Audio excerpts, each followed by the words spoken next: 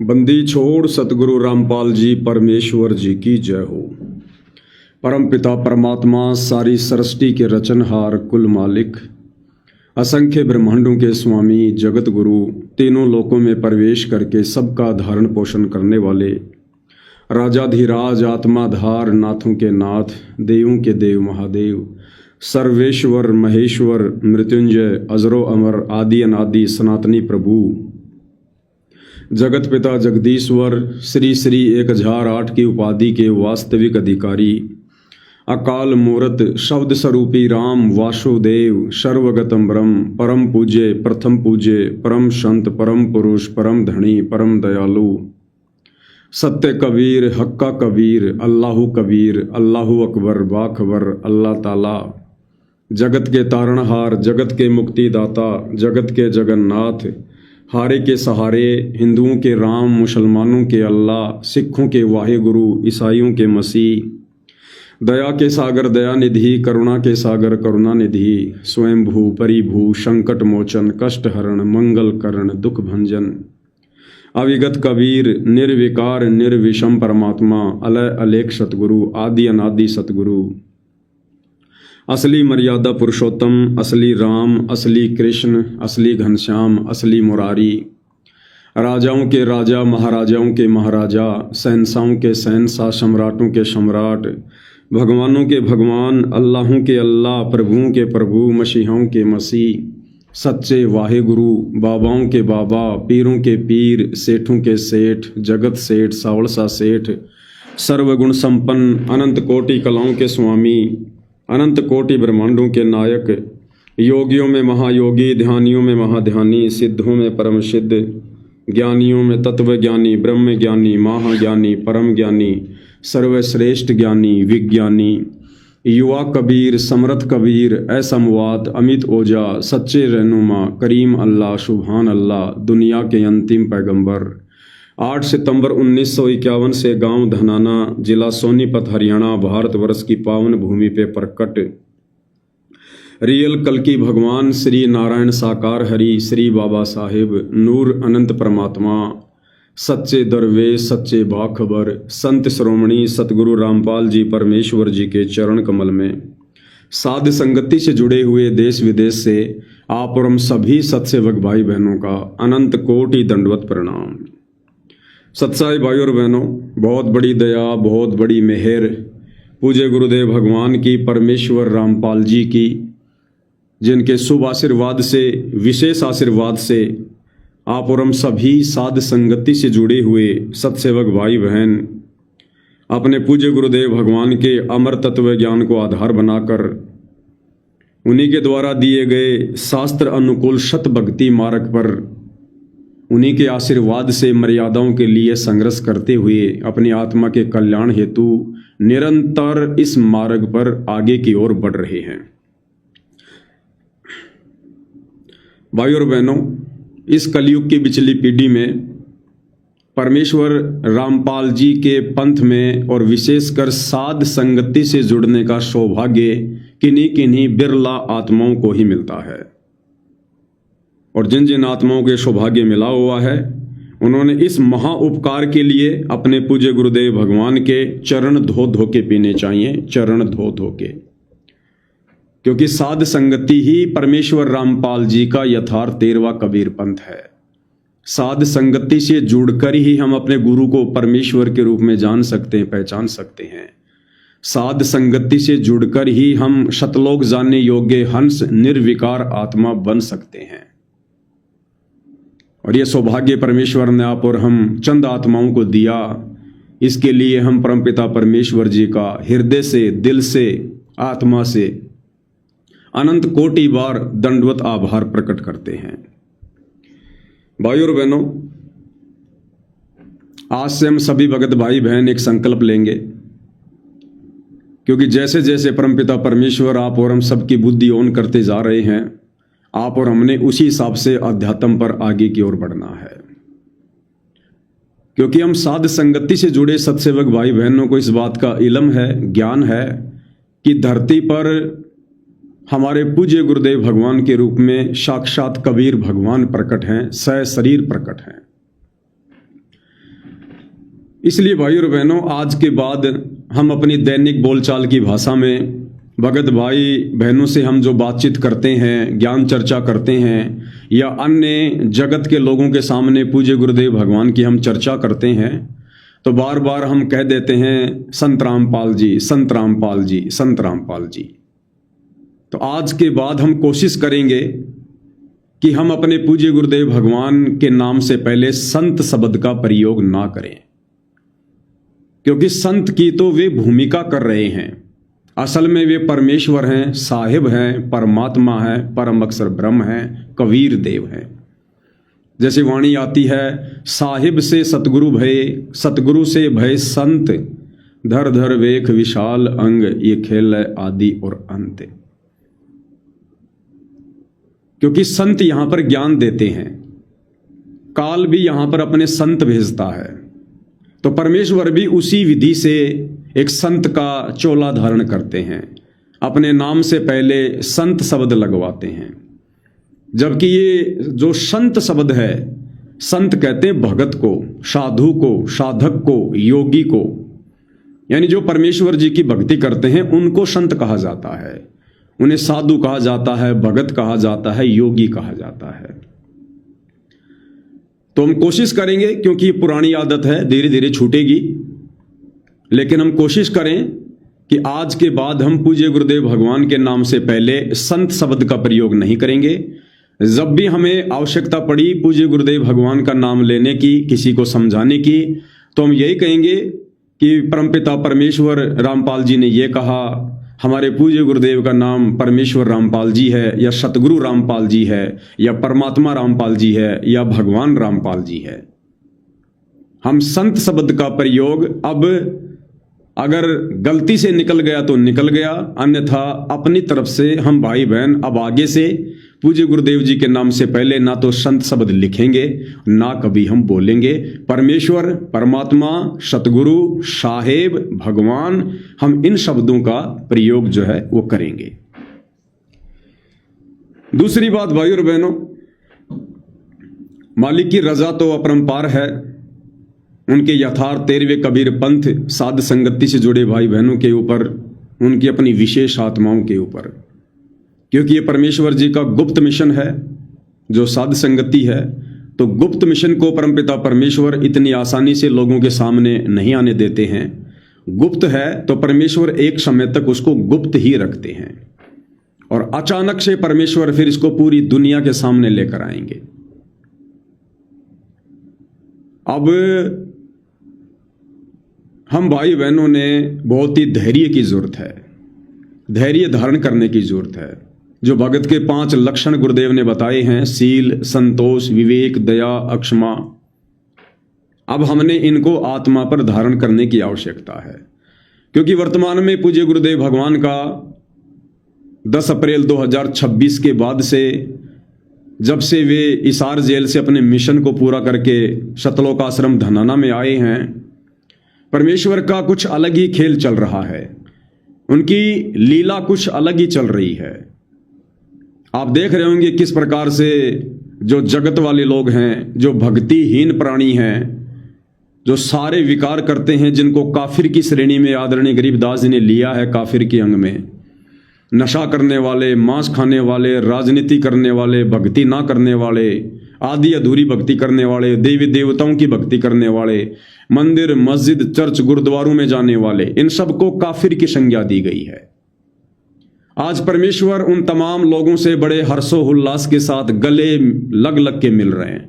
उन्हें अपना लाडला बेटा कह रहे हैं, उन्हें कह रहे हैं कि हम तो आपके लिए पलके बिछा के बैठे हुए हैं, आपके यहां आने से हमारा सीना डबल हो गया, फूल गया, हमारा आशीर्वाद सदा आप लोगों के साथ में है। तो भाई और बहनों, ये इस प्रकार की वर्तमान में जो लीला पूज्य गुरुदेव भगवान की चल रही है, जिन लोगों का सतगुरु रामपाल जी सन 1994 से 2014 तक नाम सुनना भी पसंद नहीं करते थे, उनकी शक्ल देखना भी पसंद नहीं करते थे, क्योंकि परमेश्वर कहते हैं जान बूझ सांची तजे करे झूठ से ने, ताकि संगत ए प्रभु शौपन में बिना दे। ऐसे भक्तिहीन प्राणियों की, जिनको सब कुछ पता होने के बावजूद भी जो परम संत को पहचान नहीं रहे हैं, दीक्षा लेकर मर्यादा में रहकर भक्ति नहीं कर रहे हैं, खाली फॉर्मेलिटी के लिए आ रहे हैं, जा रहे हैं, एक आशीर्वाद का दिखावा कर रहे हैं। परमेश्वर ने उनको जानबूझकर सांची तजने वालों की संज्ञा में रखा और कहा कि ऐसे लोगों की तो कभी शौपन में परमात्मा दर्शन भी ना करवाए। और आज वही परमपिता परमात्मा उन लोगों से गले लग लग के मिल रहे हैं। तो भाइयों और बहनों, ये परमपिता परमेश्वर जी की करनी और कथनी वाली परीक्षा है। इसके ऊपर दास पहले 5-7 वीडियो बखूबी बना चुका है, समझा चुका है। हमने इस प्रकार की उनकी लीला को देखकर, उनके इस आगामी खेल को देखकर आप और हमने अपने मन में जरा भी शंका रत्ती भर भी अपने पूज्य गुरुदेव भगवान के प्रति मन में पैदा नहीं कर लेनी है, क्योंकि अग्नि परीक्षा आप और हम साध संगति से जुड़े भाई बहनों की चल रही है। शतलोक आश्रमों में बहुत सारे भाई बहन आते हैं, जाते हैं, लाखों में जुड़े हुए हैं। उनके मन में इन लीलाओं को देखकर कोई दोष नहीं आएगा। क्यों नहीं आएगा? क्योंकि उन्हें पता ही नहीं कि हो क्या रहा है। वे तमाम आत्माएं बेहोश हैं। अरे थोड़ा बहुत सोच विचार करना, मन में दोष लेके आना, ये वो लोग करेंगे जो होश में होंगे। तो आश्रमों से जुड़े भाई बहन तो वर्षों से काल की अज्ञानता वाली भांग के नशे में झूम रहे हैं। जब गुरुदेव भगवान हिसार जेल में थे तो पीछे से 11.5 वर्षों से गुरुदेव के कलयुगी परिवार ने, सतलोक आश्रम कमेटी ने उन तमाम आत्माओं की इस कदर मर्यादाएं तोड़वा रखी हैं कि अब मर्यादा तोड़वाकर काल ने उनको ठंडे बस्ते में डाल दिया है कि अब इनका कुछ नहीं हो सकता। इनका गुरु इनके पंचर निकालते निकालते थक जाएगा, लेकिन इनके पंचर नहीं निकलेंगे। इतनी गलतियां इन आत्माओं ने कर रखी हैं। तो वो तमाम भाई बहन, चाहे गुरुदेव के बेटा बेटी, भाई बंधु रिश्तेदार हो, चाहे कोऑर्डिनेटर हो, चाहे आम संगत हो, वो बेचारे बेहोश हैं। उन्हें बिल्कुल भी इल्म नहीं है, बिल्कुल भी ज्ञान नहीं है कि ये क्या हो रहा है। वो तो उल्टा जयकारे लगाएंगे कि आ गई दुनिया शरण में, जाग गया समाज, लोगों ने पहचान लिया अपने भगवान को। इससे ज्यादा उनकी बुद्धि आगे काम नहीं करेगी। तो ये अग्नि परीक्षा हम साथ संगति से जुड़े सत्सेवक भाई बहनों की है, जिन्होंने गुरु की गैर हाजिरी में पिछले 11.5 वर्षों से अपना तन मन धन, मन कर्म वचन सब कुछ अपने गुरुदेव के चरणों में समर्पित कर रखा था। जिन आत्माओं का लक्ष्य केवल सतलोक की प्राप्ति है, जिन्होंने केवल अपने गुरु को देखा है, समाज को नहीं देखा उनकी गैर हाजिरी में, उन्होंने मर्यादाओं के लिए संघर्ष किया है, लोगों के सामने झुके नहीं, डरे नहीं, घबराए नहीं। तो ये उन आत्माओं की परीक्षा है। तो इन बातों को देखकर तनिक भी मन में शंका पैदा मत करना। ये परमेश्वर की अजब गजब लीला चल रही है और आने वाले कुछ ही समय में ये परमात्मा दूध का दूध और पानी का पानी भी पूरी दुनिया के सामने कर देगा। तो भाई और बहनों, बहुत ही धैर्य धारण करके इस भक्ति मार्ग पर आगे बढ़ने की आवश्यकता है। दूसरी सूचना ये थी, दास पिछले 3-4 दिनों से लाइव नहीं आ पा रहा था। कारण आप सब जानते हैं कि पूज्य गुरुदेव भगवान ने, परमपिता परमेश्वर सतगुरु रामपाल जी ने जो हम सभी भाई बहनों के अंदर जो प्रेरणा की थी, उनके लिए एक भव्य सिंहासन बनवाने की, तो दास उसी सेवा में लगा हुआ था। और सिंहासन के लिए दास कहीं आउट ऑफ स्टेट गया हुआ था।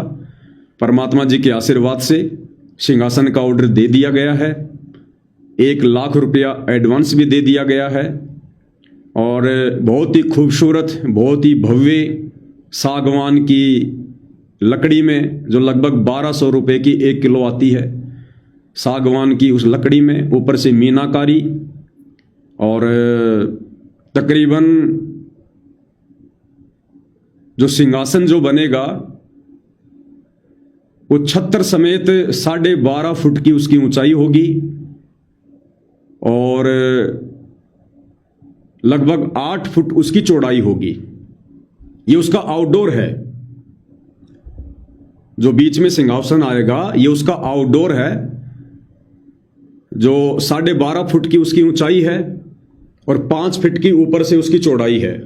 उसके बीच में 4.5 फुट में गोलाई में परमपिता परमेश्वर जी का जो है वो छत्र बनेगा।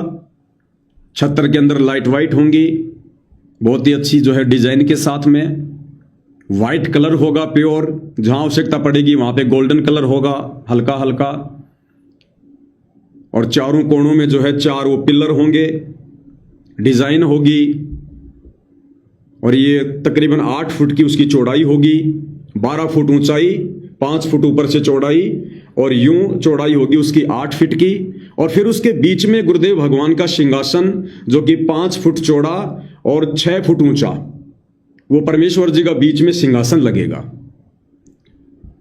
तो मालिक के आशीर्वाद से टोटल जो खर्चा है 12 से 15 लाख रुपए का उन्होंने बताया है, और हमें देखते ही बड़ा जो है वो पसंद आया।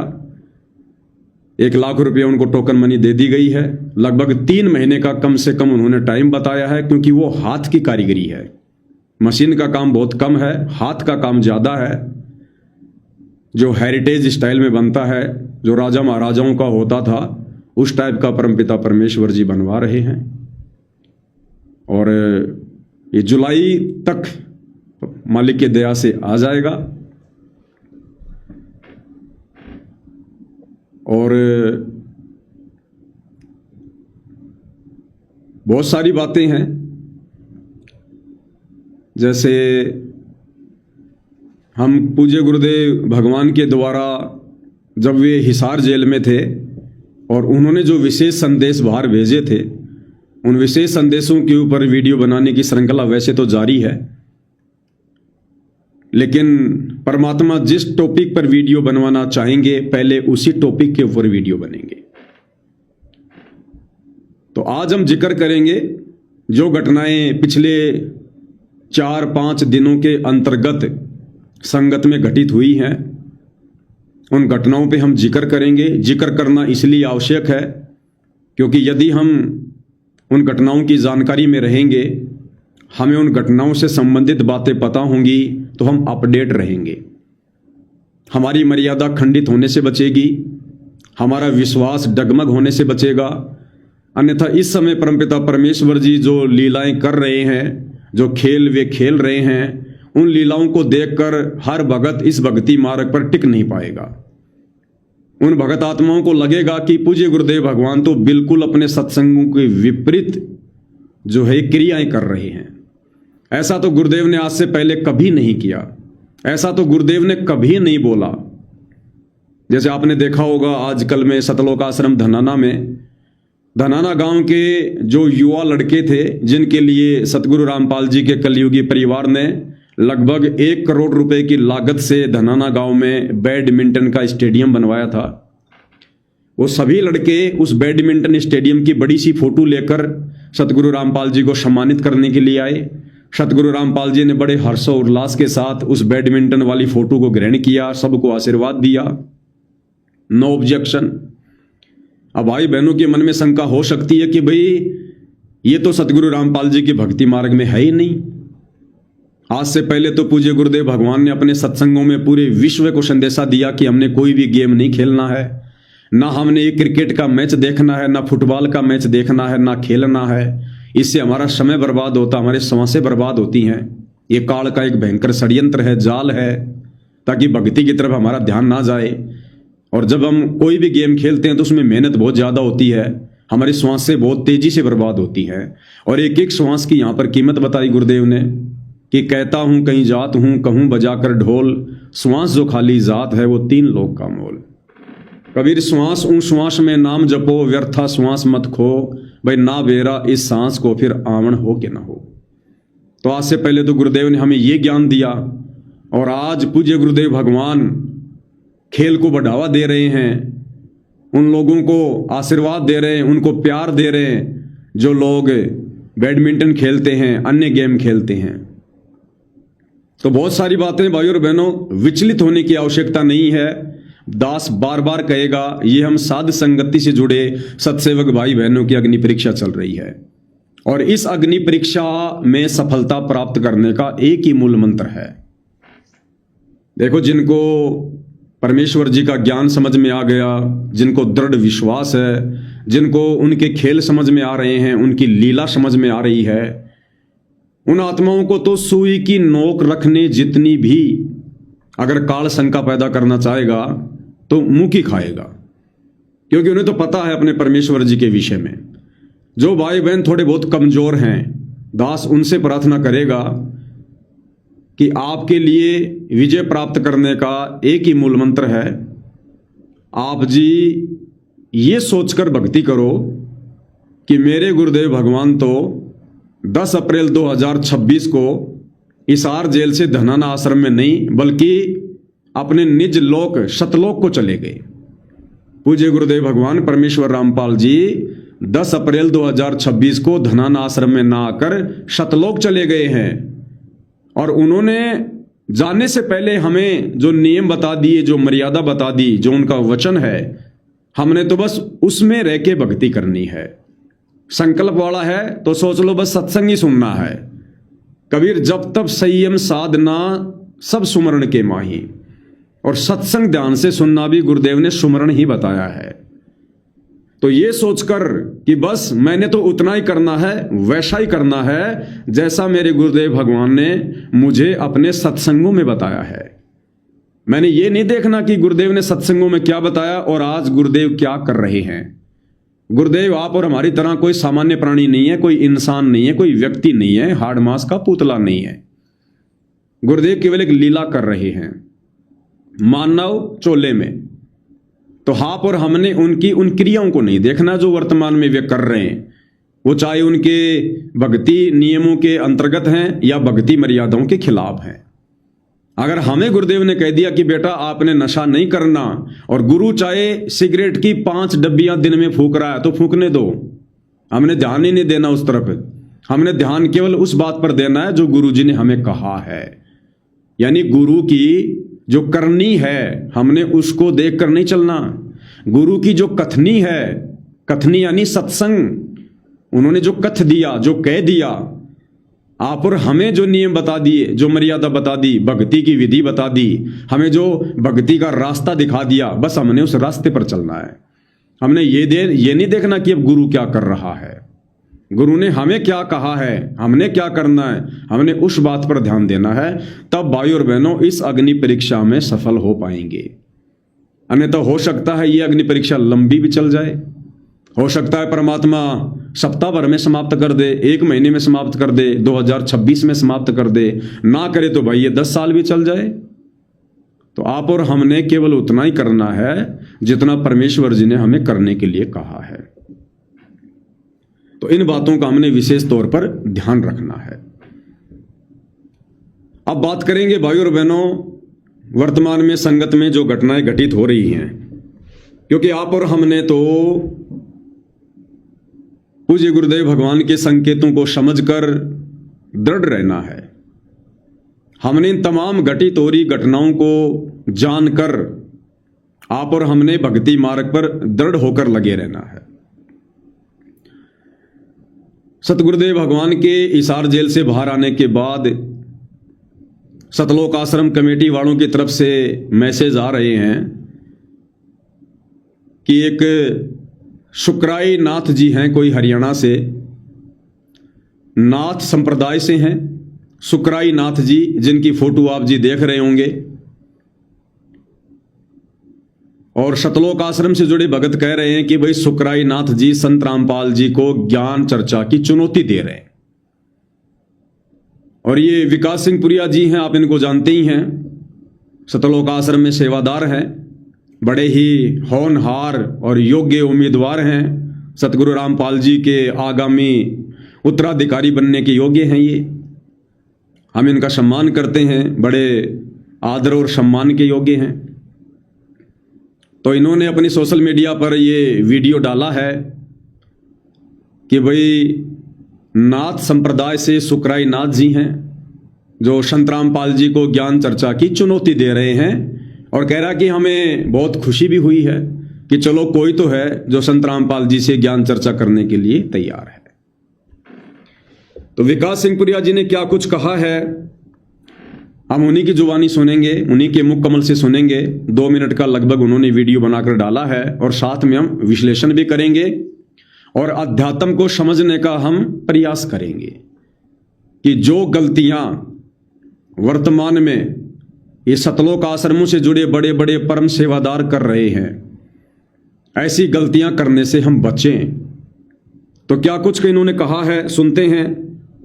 आज कबीर परमात्मा की दया से वो दिन आया जब संत रामपाल जी महाराज जी से चर्चा के लिए हर पंथ में कोई ना कोई तैयार हो रहा है। इसी प्रकरण में एक संत हैं शुक्राई नाथ जी, नाथ पंथ से हैं, और उन्होंने भी एक पोस्ट किया है जिसमें संत रामपाल जी महाराज जी को चुनौती दी है।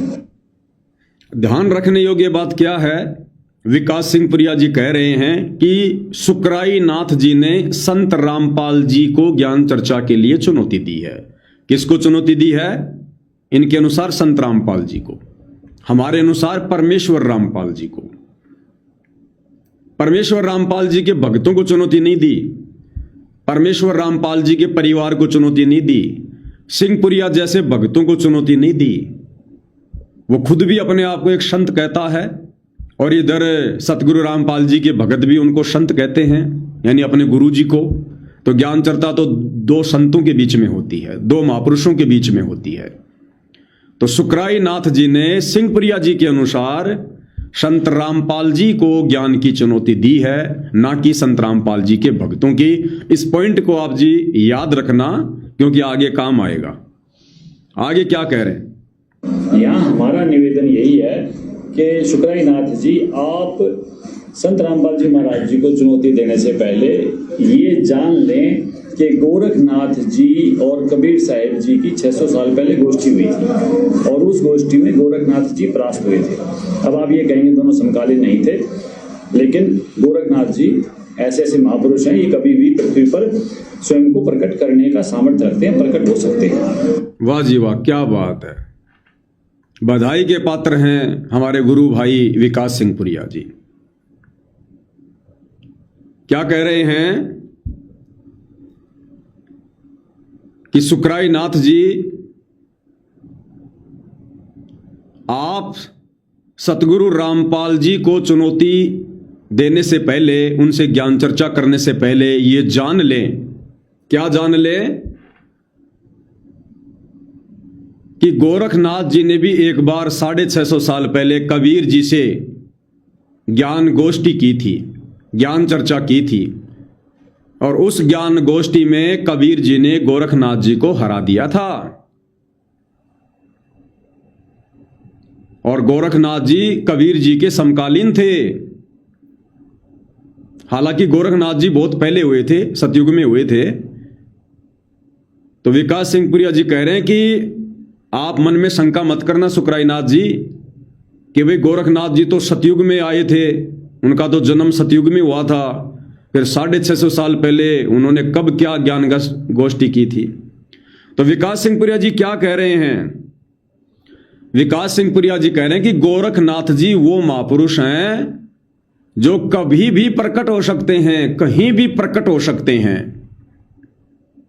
ये पॉइंट हम सतगुरु रामपाल जी के भक्तों ने ध्यान से सुनना है दोबारा एक बार, कि विकास सिंह पुरिया जी गोरखनाथ के प्रकट होने के विषय में क्या कह रहे हैं। नहीं थे, लेकिन गोरखनाथ जी ऐसे ऐसे महापुरुष हैं, ये कभी भी पृथ्वी पर स्वयं को प्रकट करने का सामर्थ्य रखते हैं, प्रकट हो सकते हैं। कि गोरखनाथ जी ऐसे महापुरुष हैं जो स्वयं को धरती पर प्रकट करने का सामर्थ्य रखते हैं, और ये कभी भी प्रकट हो सकते हैं, कहीं भी प्रकट हो सकते हैं। अब भाई और बहनों, विचार करने की बात यह है, इन सतलोक आश्रम वालों का ये ज्ञान, इनका ये तत्व ज्ञान उस दिन कहां चला जाता है, कौन से चूहे के बिल में घुस जाता है, जब ये लोग 8 सितंबर के दिन अपने पूज्य गुरुदेव भगवान सतगुरु रामपाल जी का जन्मदिन मनाते हैं। इनका ये तत्व ज्ञान उस दिन कहां दौड़ जाता है, जब ये बात बात पर लोगों को कहते हैं कि संत रामपाल जी का तो जन्म हुआ है, संत रामपाल जी का जन्म किसान परिवार में हुआ है, संत रामपाल जी की माता का नाम इंद्रो देवी है, संत रामपाल जी के पिता का नाम नंदराम है, इनका तो जन्म हुआ है। अरे उस समय तुम्हारा ये तत्व ज्ञान कहां चला जाता है भाई? ग्रहण लग जाता है क्या इसको? मंदबुद्धि प्राणियों, तुम खुद अपने मुख से कह रहे हो कि गोरखनाथ ये ऐसे महापुरुष हैं जो कभी भी प्रकट होने का सामर्थ्य रखते हैं। इनको बार बार मां के गर्भ से जन्म लेकर आने की जरूरत नहीं है, ये खुद प्रकट हो जाते हैं कहीं भी। अरे तो सतगुरु रामपाल जी को आप सतलोक आश्रम वालों ने गोरखनाथ से भी नीचे की कैटेगरी में समझ रखा है क्या? फिर आप ये बात क्यों नहीं मानते कि सतगुरु रामपाल जी भी प्रकट हुए हैं? और सतगुरु रामपाल जी वो महापुरुष हैं जो कभी भी कहीं भी प्रकट होने का सामर्थ्य रखते हैं। जब हम साध संगति से जुड़े हुए सत्सेवक भाई बहन सतगुरु का प्रकट दिवस मनाते हैं और चिल्ला चिल्ला कर उनकी महिमा करते हैं कि सतगुरु रामपाल जी का जन्म नहीं हुआ, इनकी कोई माता नहीं, इनका कोई पिता नहीं है, ये केवल एक लीला है परमेश्वर जी की। इंद्रो देवी और भगत नंदराम उनके मुंह बोले माता पिता हैं। ये परमेश्वर सांसारिक लोगों को धोखा देने के लिए गर्भ से आने वाली लीला करते हैं, असल में ये प्रकट होते हैं। उस समय ये सतलोक आश्रम वाले कहते हैं कि साध संगति वाले तो पागल हैं, गुरु जी को कह रहे हैं गुरु जी तो प्रकट हुए हैं। अरे गुरु जी का तो जन्म हुआ है, धनाना में हुआ है, फलाना है, दिखना है। और आज ये खुद अपने मुख से कह रहे हैं कि गोरखनाथ क्या है, गोरखनाथ अध्यात्म में क्या है गोरखनाथ? गोरखनाथ तो कबीर भगवान के भक्तों के पैर के नाखून के बराबर भी नहीं है तत्व ज्ञान में, आध्यात्मिक ज्ञान में, भक्ति मार्ग में। और जब वो गोरखनाथ भी सतलोक आश्रम वालों के अनुसार कहीं भी प्रकट हो सकता है, प्रकट होने का सामर्थ्य रखता है, तो भाई सतगुरु रामपाल जी के पास वो सामर्थ्य नहीं है क्या प्रकट होने का? तो ये लोग खुद गोरखनाथ से भी नीची कैटेगरी का संत सतगुरु रामपाल जी को मानते हैं। कौन? ये सतलोक आश्रम वाले, सतगुरु रामपाल जी के परिवार वाले, ये सतलोक आश्रम में बैठे बड़े बड़े परम भगत। तो इनकी करनी और कथनी में भाई और बहनों कितना अंतर है। इन्होंने कभी अपने गुरुदेव के लिए ये बात नहीं कही आज तक कि हमारे पूज्य गुरुदेव परमेश्वर रामपाल जी कहीं भी प्रकट होने का सामर्थ्य रखते हैं, और वे प्रकट हुए हैं। इन्होंने कभी भी दृढ़ता के साथ ये बात नहीं कही आज तक। और गोरखनाथ जो कबीर परमेश्वर जी के शिष्य बने थे 650 साल पहले, और आज वही कबीर परमात्मा सतगुरु रामपाल जी के रूप में धरती पर प्रकट है, जिनके आगे गोरखनाथ की कोई औकात नहीं, कोई हैसियत नहीं है। और ये परमात्मा कभी प्रकट नहीं हो सकता, ये जन्म लेकर आता है, इनके पास वो सामर्थ्य नहीं है।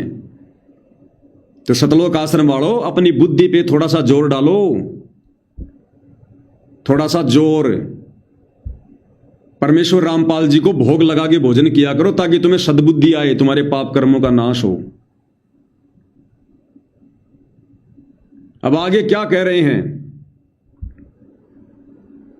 साथ में इन्होंने और क्या कहा? सुकराई नाथ जी को कह रहे हैं कि ज्ञान चर्चा करने से पहले इस बात का आपको ज्ञान होना चाहिए कि कबीर जी ने भी गोरखनाथ जी के साथ में ज्ञान चर्चा की थी और गोरखनाथ जी ने मुंह की खाई थी। बहुत सारी पुस्तकें दिखा दिखा के, और उनको सोशल मीडिया पर वो प्रमाण भी दिए जा रहे हैं कि देखो इस पुस्तक में लिखा है कि गोरखनाथ के साथ में कबीर जी ने ज्ञान गोष्ठी की थी, ऐसे ऐसे कबीर जी ने गोरखनाथ जी को हरा दिया था। तो भाई सतलोक आश्रम वालों, तुम सुकराई नाथ जी को इस प्रकार की बातें कह के ज्ञान चर्चा से पहले तुम उनको डरा रहे हो या ज्ञान चर्चा के लिए बुला रहे हो? अरे तुम उनको डरा रहे हो क्या कि गोरखनाथ जी के पंथ से संबंधित सुकराई नाथ जी आप क्या ज्ञान चर्चा करोगे? आपके पास में क्या ज्ञान है? जिस गोरखनाथ ने नाथ संप्रदाय को चलाया, जिस संप्रदाय से आप जुड़े हो, उस गोरखनाथ को 650 साल पहले कबीर जी ने हरा दिया था। आप क्या ज्ञान चर्चा करोगे? तो भाई तुम सुकराई नाथ को ज्ञान चर्चा से पहले डरा रहे हो या उनको बुला रहे हो? एक छोटा सा चुटकुला याद आ गया। एक बार क्या हुआ, एक आलसी व्यक्ति था और उसके बीवी बच्चे मायके चले गए, और वो इतना आलसी था कि भाई अब रोटी कौन बनाएगा। रोटी ना बनाने के चक्कर में वो 5 दिन भूखा रह सकता था, इतना आलसी आदमी था। अब जैसे उसके बीवी बच्चे मायके गए, दूसरे दिन उस भाई का एक रिश्तेदार आ गया। अब भाई को बड़ी चिंता होगी कि यहां तो मैं मेरे लिए भोजन नहीं बना रहा, रोटियां नहीं बना रहा, अब इसके लिए कैसे बनाऊं। रिश्तेदार दोपहर को आया था, शाम हो गई। जब शाम हुई तो उस भाई ने कहा जी खाना खाओगे? तो रिश्तेदार ने कहा जी ये कोई पूछने की बात है, आए हैं यहां रहेंगे तो खाना भी यहीं खाएंगे। अच्छा हाँ। कितनी रोटी खाओगे? और रिश्तेदार ने कहा भाई ये क्या चक्कर है। उसने सोचा भाई ये अपने हिसाब से बना रहा होगा। बोला जी मैं 4 रोटी खाऊंगा। 4 ही खाता था बेचारा रोजाना। बोला जी 4 खाऊंगा। 4 रोटी खाओगे, वो भी मेरे हाथ की। अब उसने सोचा भाई ये मोटी मोटी बनाता होगा, तो बोला जी 3 खाऊंगा। 3 और मेरे हाथ की खा लोगे 3 रोटी? उसने देखा और मोटी मोटी बनाता होगा, तो बोला जी 2 खा लूंगा। वो बोला भाई साहब सोच ले, मेरे हाथ की और 2 रोटी खा लेगा, सोच ले। उसने सोचा भाई ये ढंग से कोई बाटी वाटी बनाता होगा, मोटी हनुमान जी का रोट बनाता होगा। तो उसने कहा जी 1 तो खा ही लूंगा। बोला 1 रोटी तो खा ही लूंगा। अब इतने में वो भाई क्या बोला, बोला यार सो जा, अब 1 रोटी के लिए क्या तवा गर्म करवाएगा मेरे से। बोला सो जा यार, अब 1 रोटी के लिए क्या तवा गर्म करेंगे, सो जा। उस रिश्तेदार को सुला दिया। तो इसी प्रकार भाई और बहनों, ये सतलोक आश्रम वाले, ये विकास सिंह पुरिया जैसे भगत, ये सुकराय नाथ को डरा रहे हैं क्या कि तुम्हारा गोरखनाथ भी हार गया था, पराजित हो गया था, देख लेना तुम्हारे साथ क्या होगा, तुम तो गोरखनाथ के बराबर भी नहीं हो। अगर ज्ञान चर्चा करने आओ या चुनौती दो तो सोच समझ के दो। तो भाई विकास सिंह पुरिया जी, आप डरा रहे हो या आप उनको ज्ञान चर्चा के लिए बुला रहे हो? थोड़ा ध्यान रखो इन बातों का। अब आगे विकास सिंह पुरिया जी क्या कह रहे हैं, ध्यान से सुनिएगा भाई और बहनों। इसको कहते हैं गुरु का गुरु बनना। यह जरूरी नहीं है कि सतगुरु रामपाल जी 11 साल के बाद में सतलोक आश्रम धनाना में आ गए तो भक्तों का ज्ञान योग खुल जाएगा। आकर के उन्होंने आशीर्वाद दे दिया, मैन भक्तों को दिन में कई बार दे दिया, तो इनकी बुद्धि ऑन हो गई होगी, और ज्यादा ऑफ होती जा रही है, और ज्यादा। अब आगे क्या कह रहे हैं भाई और बहनों, ध्यान से सुनिएगा। अब इसी चर्चा को आगे बढ़ाते हुए कबीर साहब का एक दोहा है, उसका आप अगर विवरण दे दें। कबीर, कौन ब्रह्मा का पिता है, कौन विष्णु की माँ, शंकर का दादा कौन है, ये हमको दे बता। बस इतनी सी बात है शुक्रानाथ जी। अगर आप ब्रह्मा जी का पिता, विष्णु जी की माँ और शंकर जी का दादा बता देंगे, और ये कोई ऐसी वैसी बात नहीं है, ये कबीर साहब जी का दोहा है, और इसका उत्तर जो है संत रामपाल जी महाराज जी अपने ज्ञान में दे चुके हैं। आप अपने पंथ में, अपने ज्ञान में इसका उत्तर दे दें। हम चर्चा के लिए संत रामपाल जी महाराज जी की दया से, संत रामपाल जी महाराज जी की आज्ञा से, उनके शिष्य चर्चा के लिए आपसे हमेशा तैयार हैं। और गुरु से पहले हमारा निवेदन स्वीकार करें, हम चर्चा के लिए तैयार हैं। बस इतना सा बताना है, कौन ब्रह्मा का पिता है, कौन विष्णु की माँ, शंकर का दाता कौन है, हमको दे बता। सत साहिब सतगुरुदेव जी की जय।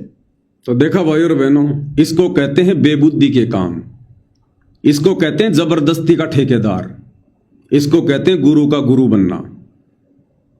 सुकराय नाथ ने चुनौती दी है परमेश्वर रामपाल जी को ज्ञान चर्चा के लिए, ना कि परमेश्वर रामपाल जी की संगत को, ना कि उनके भक्तों को। और ये मेंढक की तरह बीच में फुदक फुदक के आ रहे हैं मान बढ़ाई के लिए, और पहले सवाल कर रहे हैं उससे कि सुकराय नाथ जी हमें ये जवाब दे दो, कौन ब्रह्मा का पिता है, कौन विष्णु की मां, शंकर का दादा कौन है, हमको दे बता। अरे तुम्हें क्यों बताएगा भाइयों, उसने ज्ञान चर्चा करनी है सतगुरु रामपाल जी से, उसने ज्ञान चर्चा की चुनौती दी है सतगुरु रामपाल जी को। सतगुरु रामपाल जी के भक्तों से तो उनका कोई लेना देना ही नहीं है। अब ये बिन बुलाए मेहमान की तरह बीच में फुदक रहे हैं,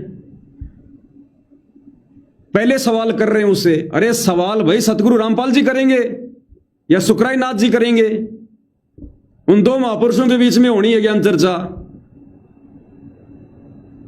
ये बीच में सवाल पे सवाल दाग रहे हैं। और कह रहे हैं कि हमारे गुरुजी से ज्ञान चर्चा से पहले हमारे से ज्ञान चर्चा कर लो, हमारे से ज्ञान चर्चा कर लो, हमारे गुरुजी से ज्ञान चर्चा से पहले। यह है जबरदस्ती के ठेकेदार। ये कर लेंगे ज्ञान चर्चा भाई और बहनों, है इनको इतना ज्ञान है। अच्छा, ये विकास सिंह प्रिया क्यों बोल रहा है ये बात? अज्ञानता में। ये जबरदस्ती की ठेकेदारी छूटती नहीं है इंसान से। राज त्यागना सहज है, सहज नारी का ने, मान बढ़ाई ईर्ष्या दुर्लभ तजनाई। ये मान बढ़ाई नहीं छोड़ी जा सकती है। बड़ा मुश्किल है जिसको ये रोग लग जाए। कह रहा है हमारे गुरुजी से ज्ञान चर्चा करने से पहले हमारे से कर लो। और ये बात ये क्या सोच के बोल रहा पता है? कि 650 साल पहले गोरखनाथ जी ने ज्ञान चर्चा की चुनौती दी थी पंडित रामानंद जी को। तो कबीर जी जो उस समय 10 वर्ष के थे, तो कबीर जी ने कहा कि गोरखनाथ, मेरे गुरुजी से ज्ञान चर्चा करने से पहले मेरे से कर, मेरे गुरु तक बात में पहुंचना। तो उस सत्संग को आधार बनाकर ये विकास सिंह पुरिया कह रहा कि पहले हमारे से ज्ञान चर्चा कर, यानी मेरे से ज्ञान चर्चा कर पहले। अब इन अकल के अंधों को इस बात का नहीं पता कि 650 साल पहले जो कबीर परमेश्वर जी ने यह बात कही थी कि गोरखनाथ जी, मेरे गुरुजी से ज्ञान चर्चा करने से पहले मेरे से ज्ञान चर्चा कर। क्यों कही थी कबीर परमात्मा ने? क्योंकि कबीर परमात्मा जी को पता था कि इस ज्ञान चर्चा में पंडित रामानंद जी हारेंगे, क्योंकि ये तो सिद्धि से बात करेगा, ये तो चमत्कार दिखाएगा। दुनिया चमत्कार को नमस्कार करती है, दुनिया को ज्ञानवान से कोई लेना देना नहीं है। और मेरे मुंह बोले गुरुदेव, पंडित रामानंद जी हार जाएंगे लोगों की नजरों में।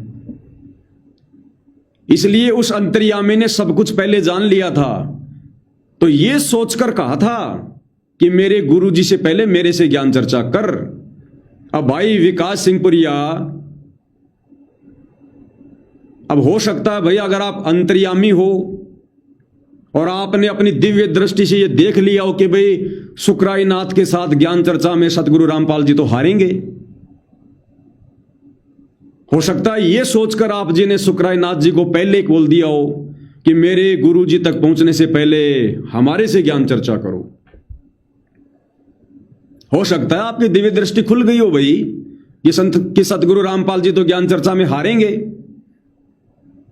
इसलिए भाई मैं बीच में आ जाता हूं।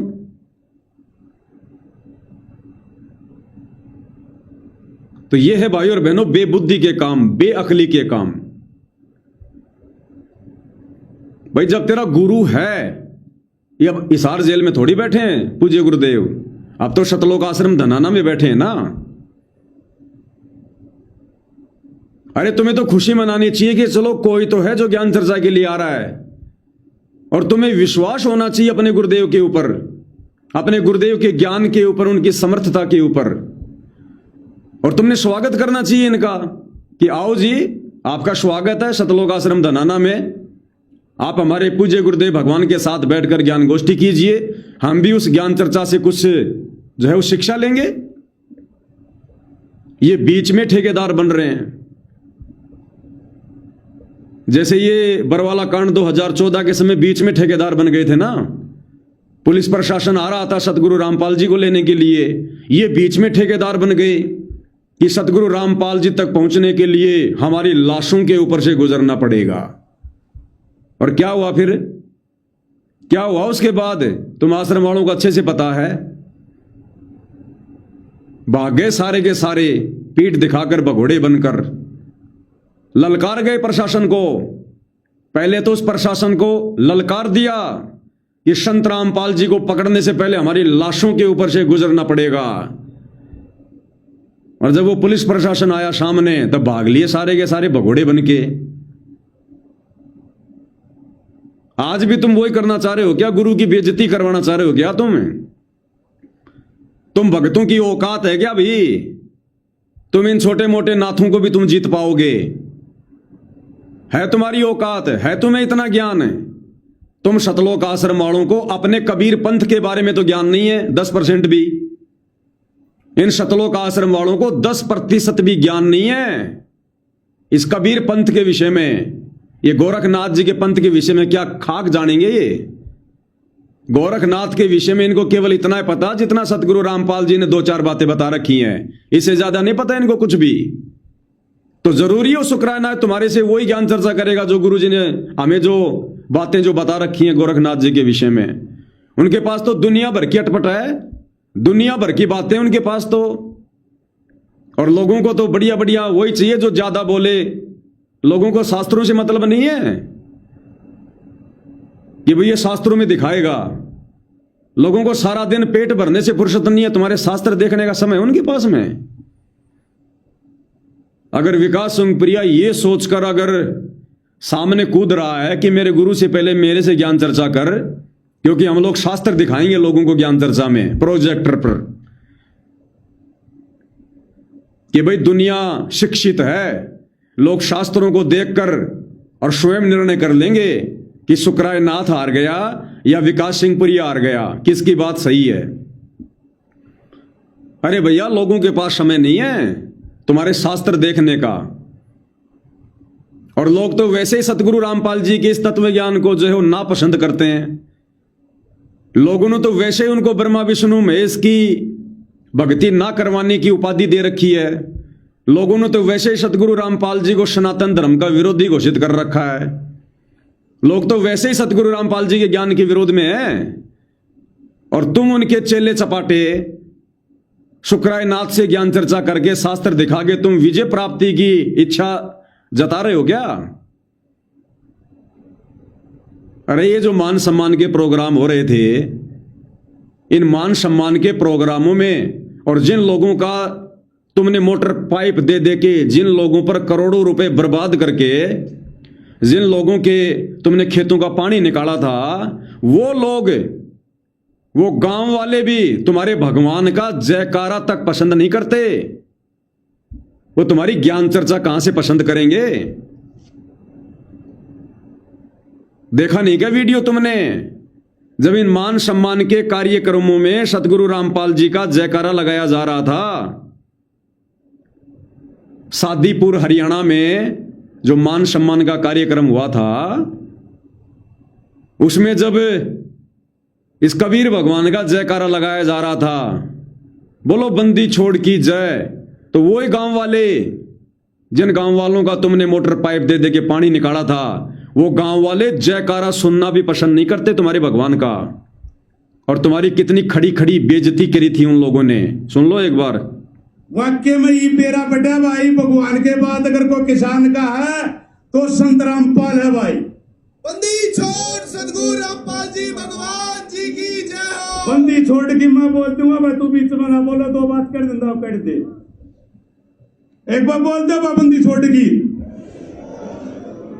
ये तो पानी पी लिए वाला ठिरा दिए बीच में, सुन लिया? ये वही गांव वाले हैं जिनको तुमने करोड़ों के मोटर पाइप दिए थे, और उन लोगों के गांवों में जाकर उस कार्यक्रम का करोड़ों रुपया अपनी जेब से लगाकर जब तुम लोगों ने अपने भगवान का जयकारा लगाया, बोलो बंदी छोड़ की जय, तो गांव वाले क्या कह रहे हैं कि बीच में लाठी ना दे, ठंडा पानी पी ले, शांति रख, मैं बोल दूंगा बंदी छोड़ की जय, दो बात कहनी है मैंने कह लेने दे। और ये तुम्हारे सतलोक आश्रम वाले, ये गुरुजी का भांजा सुनील लाठर वहीं खड़ा, उसके पास में छोटा सा मुंह हो गया दीपक जितना। क्या कह रहे हैं एक बार फिर से सुन लो। वाक्य में ये पेरा बटा भाई, भगवान के बाद अगर कोई किसान का है तो संत रामपाल है भाई। बंदी छोड़ सतगुरु रामपाल जी भगवान जी की जय हो। बंदी छोड़ की मैं बोल दूंगा भाई, तू बीच में ना बोलो, दो बात कर देंगे, कर दे एक बार बोल दो बंदी छोड़ की। ये तो पानी पी लिए वाला ठिरा दिए बीच में, ये तो पानी पी लिए भाई, लाठी ना दिए बीच में, मैं बोल दी तेरी बंदी छोड़ गई, तू चुप रहे भाई। तुम्हारे भगवान के जयकारे भी पसंद नहीं है जनता को, और तुम सोच रहे हो हम शुक्राय नाथ के साथ उसी जनता के बीच में बैठ के शास्त्र दिखा दिखा के ज्ञान चर्चा करके उसको हरा देंगे। तो भाई ये बीच में ठेकेदार ना बना करो। ये तुम्हारी जो ठेकेदारी है ना, ये सतगुरु रामपाल जी के ऊपर भारी पड़ती है।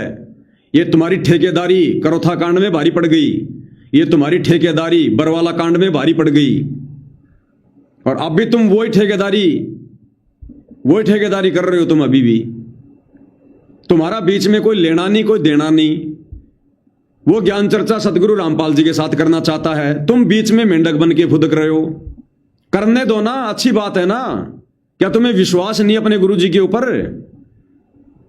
क्या तुम्हें अपने सतगुरु के ऊपर विश्वास नहीं है क्या? अरे इतना तो विश्वास कर लो कम से कम, इतना ज्ञान सुनकर। ये भगवान किसी से हारने वाला नहीं है। जब ये भगवान किसी से मरने वाला नहीं है, इसार जेल से बाहर आते कह दिया कि इंसान का मारा नहीं मरूंगा, तो इतना भी विश्वास करो, ये भगवान किसी इंसान से ज्ञान चर्चा में हारने वाला भी नहीं है। लेकिन भाई और बहनों, अमर वाणियां हैं परमात्मा की, वो कभी झूठी नहीं हो सकती, कभी झूठी नहीं हो सकती। और गुरुदेव ने कहा कि जो व्यक्ति अपने गुरु को मानुष मानता है और उनके साथ भी रहता है, उसके मन में कभी न कभी दोष आएगा। और ये दोष इन सतलोक आश्रम वालों में कूट कूट के भरा हुआ, कूट कूट के बीच में खड़े हो रहे हैं कि हम करेंगे पहले ज्ञान चर्चा हमारे गुरु जी से। क्या ज्ञान चर्चा करोगे तुम? अरे क्या ज्ञान चर्चा करोगे तुम? अगर सुकराई नाथ जी इस वीडियो को देख रहे हो, क्योंकि मेरे वीडियो अक्सर वो देखते हैं, उनके कमेंट्स वगैरह जो है आते रहते हैं। अगर सुकराई नाथ जी इस समय लाइव वीडियो देख रहे हो, तो सुकराई नाथ जी आप इनसे 3 सवाल कर लेना, केवल 3 सवाल करना आप। उन तीनों में एक का भी जवाब ये लोग नहीं दे पाएंगे, एक का भी। इनके खोपड़ी के बाल उड़ जाएंगे। विचार करते करते आज जो इनके काले बाल है ना, ये सफेद हो जाएंगे, इनकी उम्र बीत जाएगी। ये सतलोक आश्रम से जुड़े ठेकेदार ये उन 3 सवालों के जवाब नहीं दे पाएंगे। अपने ही पंथ से संबंधित नाथ संप्रदाय की तो बात छोड़ दो, इनको 5% भी नहीं पता इन लोगों को नाथ संप्रदाय के विषय में। इन आश्रम वालों को केवल इतना ही पता है कि कौन ब्रह्मा का पिता है, कौन विष्णु की मां, और शंकर का दादा कौन है, हमको दे बता। बस इनको केवल इतना ही ज्ञान है, इससे ज्यादा कुछ नहीं है इनको। इनको अपने पंथ के विषय में नहीं पता 5% भी। तो भाई विकास सिंह पुरिया जी, आपने जो सवाल किया ना सुकराई नाथ से, तो पहली बात तो यह कि आप सवाल करने के अधिकारी नहीं है, क्योंकि ज्ञान चर्चा की चुनौती सुकराई नाथ ने दी है। तो पहला सवाल भी सुकराई नाथ ही करेगा। सवाल करने का अधिकारी भी, ये प्रश्न करने का अधिकारी भी वही है जो आदमी चुनौती देता है। तुम्हें इतना भी ज्ञान नहीं है क्या? तो भाई सुकराई नाथ, आपसे भी मैं प्रार्थना करूंगा, क्योंकि मैं पवन दास सन 2013 से परम पूज्य सतगुरु रामपाल जी परमेश्वर जी का शिष्य हूं, उनका भगत हूं। 2014 में बरवाला कांड हुआ। बरवाला कांड के बाद सतगुरु रामपाल जी के पंथ में 2 पार्ट बन चुके हैं। ये आम समाज को नहीं पता है, धीरे धीरे पता अब चलेगा। सतगुरु रामपाल जी की संगत में उनके जेल जाने के बाद में 2 भाग हो गए। एक भाग जिसे सतलोक आश्रम कहा जाता है, जिसे सतगुरु रामपाल जी के कलयुगी बेटा बेटी भाई बंधु रिश्तेदार जगह जगह सतलोक आश्रम खोलकर धार्मिक धंधे के रूप में चला रहे हैं। इन्हें सतगुरु रामपाल जी से, उनके ज्ञान से, भक्ति से, मोक्ष से कोई लेना देना नहीं है। इन्होंने केवल उनके नाम से आश्रम खोलकर धर्म को धंधे में तब्दील कर रखा है। इनको बड़ा आनंद आ रहा है राजनीति करने में, भक्तिहीन लोगों के साथ भाईचारा बढ़ाने में। और दूसरा जो पंथ है, दूसरा जो मार्ग है, जो भाग है, उसको कहते हैं साध संगति। ये साध संगति से जुड़े जितने भी भगत हैं, ये इन आश्रमों में नहीं जाते। ये सतगुरु रामपाल जी के परिवार के तानाशाही आदेशों को नहीं मानते। साध संगति से जुड़े भगत अपने गुरु जी के सत्संगों को आधार बनाकर भक्ति करते हैं, अपने गुरु जी के वचन और मर्यादा में रहकर भक्ति करते हैं। अपने गुरु के अलावा हम और किसी की नहीं मानते हम। तो 2 पार्ट बने हुए हैं। तो आप इनसे 3 सवाल कीजिएगा। सबसे पहला सवाल आप इनसे यह करना कि आप भक्तों का इष्ट देव कौन है। आप सतगुरु रामपाल जी के भक्तों का, उनके फॉलोवर का इष्ट देव कौन है, पूज्य देव कौन है, आराध्य देव कौन है, आपका भगवान कौन है। तो इनका एक ही जवाब होगा, कबीर जी। कबीर साहेब हमारे इष्ट देव हैं, हमारे पूज्य गुरुदेव हैं, कबीर जी। ठीक है। फिर आप इनसे सवाल करना, यदि आपके इष्ट देव, आराध्य देव, आपके भगवान यदि कबीर देव हैं, तो कबीर जी ने 650 साल पहले धर्मदास जी से कबीर सागर में लिखवाया है कि 12वें पंथ हम ही चल आवें और सब पंथों को मिटाकर एक ही पंथ चलावें। कि जो 12वां पंथ होगा आदरणीय गरीबदास जी का, उस 12वें पंथ में आगे चलकर मैं कबीर खुद ही आऊंगा और एक नया पंथ चलाऊंगा, 13वां।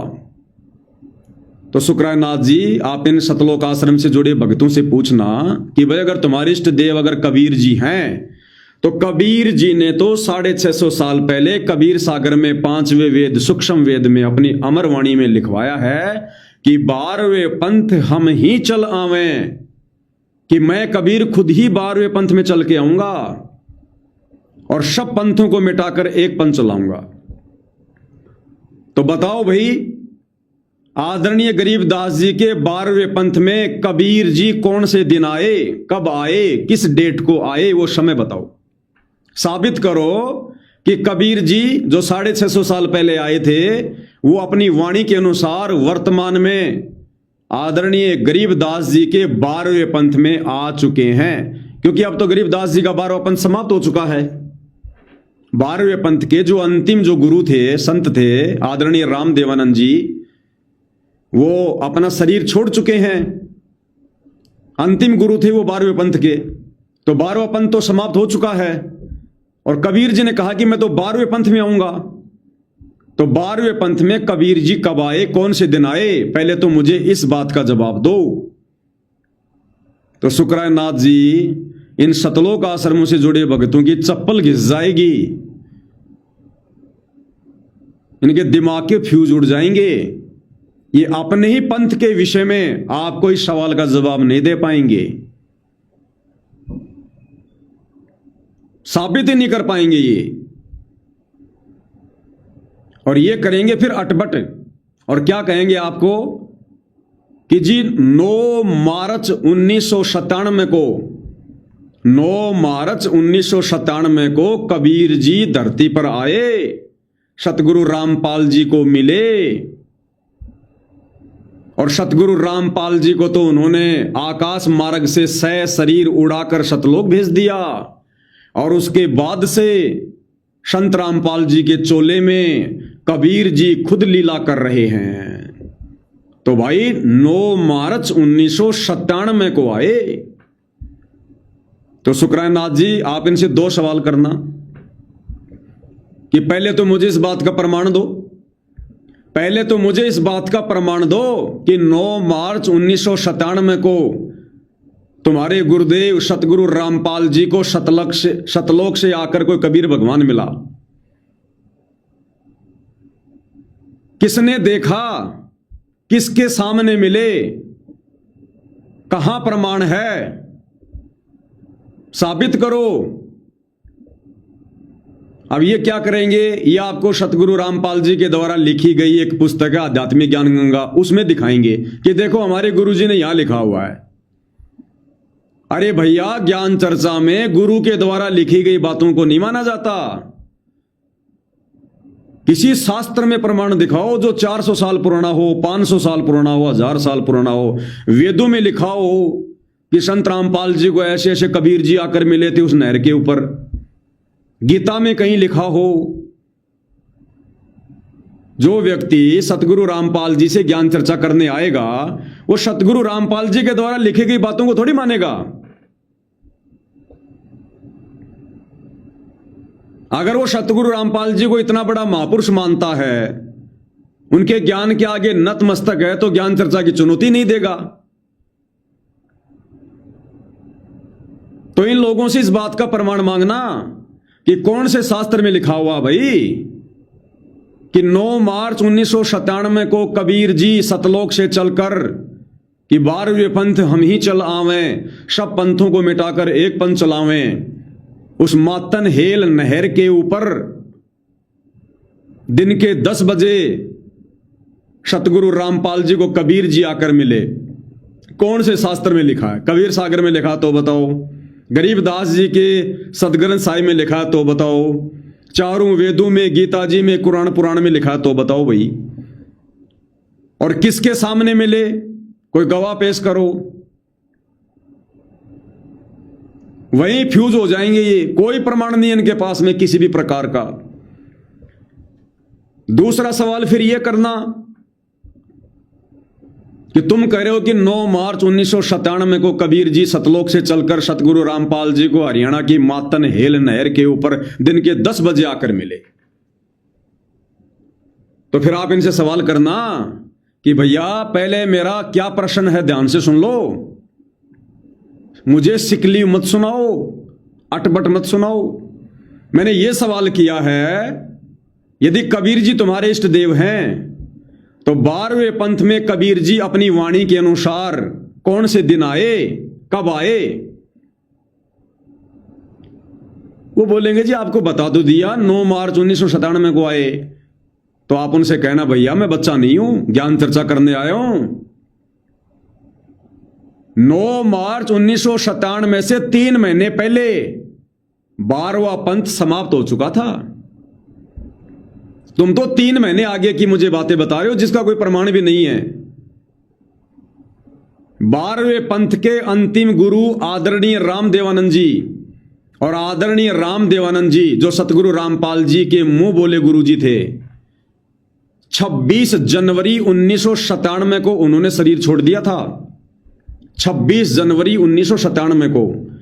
तो 26 जनवरी 1997 को 12वां पंथ पूरी तरह से नष्ट हो गया था, खत्म हो गया था गरीबदास जी का। 26 जनवरी 1997 को। और भैया तुम तो मार्च की बात कर रहे हो, जनवरी, फरवरी, मार्च, 9 मार्च, तुम तो 2.5 महीने आगे की बात कर रहे हो कि कबीर जी इस दिन आए। अरे भैया जो तुम दिन बता रहे हो ना 9 मार्च 1997, उससे 2.5 महीने पहले तो 12वां पंथ खत्म हो चुका था। मैं 12वें पंथ की बात कर रहा हूं कि 12वें पंथ में कबीर जी कौन से दिन आए, इस बात का प्रमाण दो। अगर नहीं दे सकते तो इसका मतलब तुम्हारा जो इष्ट देव है, जो कबीर है, वो झूठा है। फिर तुम्हारे भगवान की वाणियां झूठी हैं कि 12वें पंथ हम ही चलावें। हमने तो सुना कि कबीर जी की वाणियां अखंड हैं, कबीर जी की वाणियां अमर हैं, कभी फैल नहीं हो सकती। तो मुझे इस बात का जवाब दो भाई। उन्होंने तो 12वें पंथ में आने की बात कही थी, तो 12वें पंथ में कब आए? 26 जनवरी 1997 से पहले का बताओ मुझे कि कबीर जी 12वें पंथ में कब आए, कौन से दिन आए।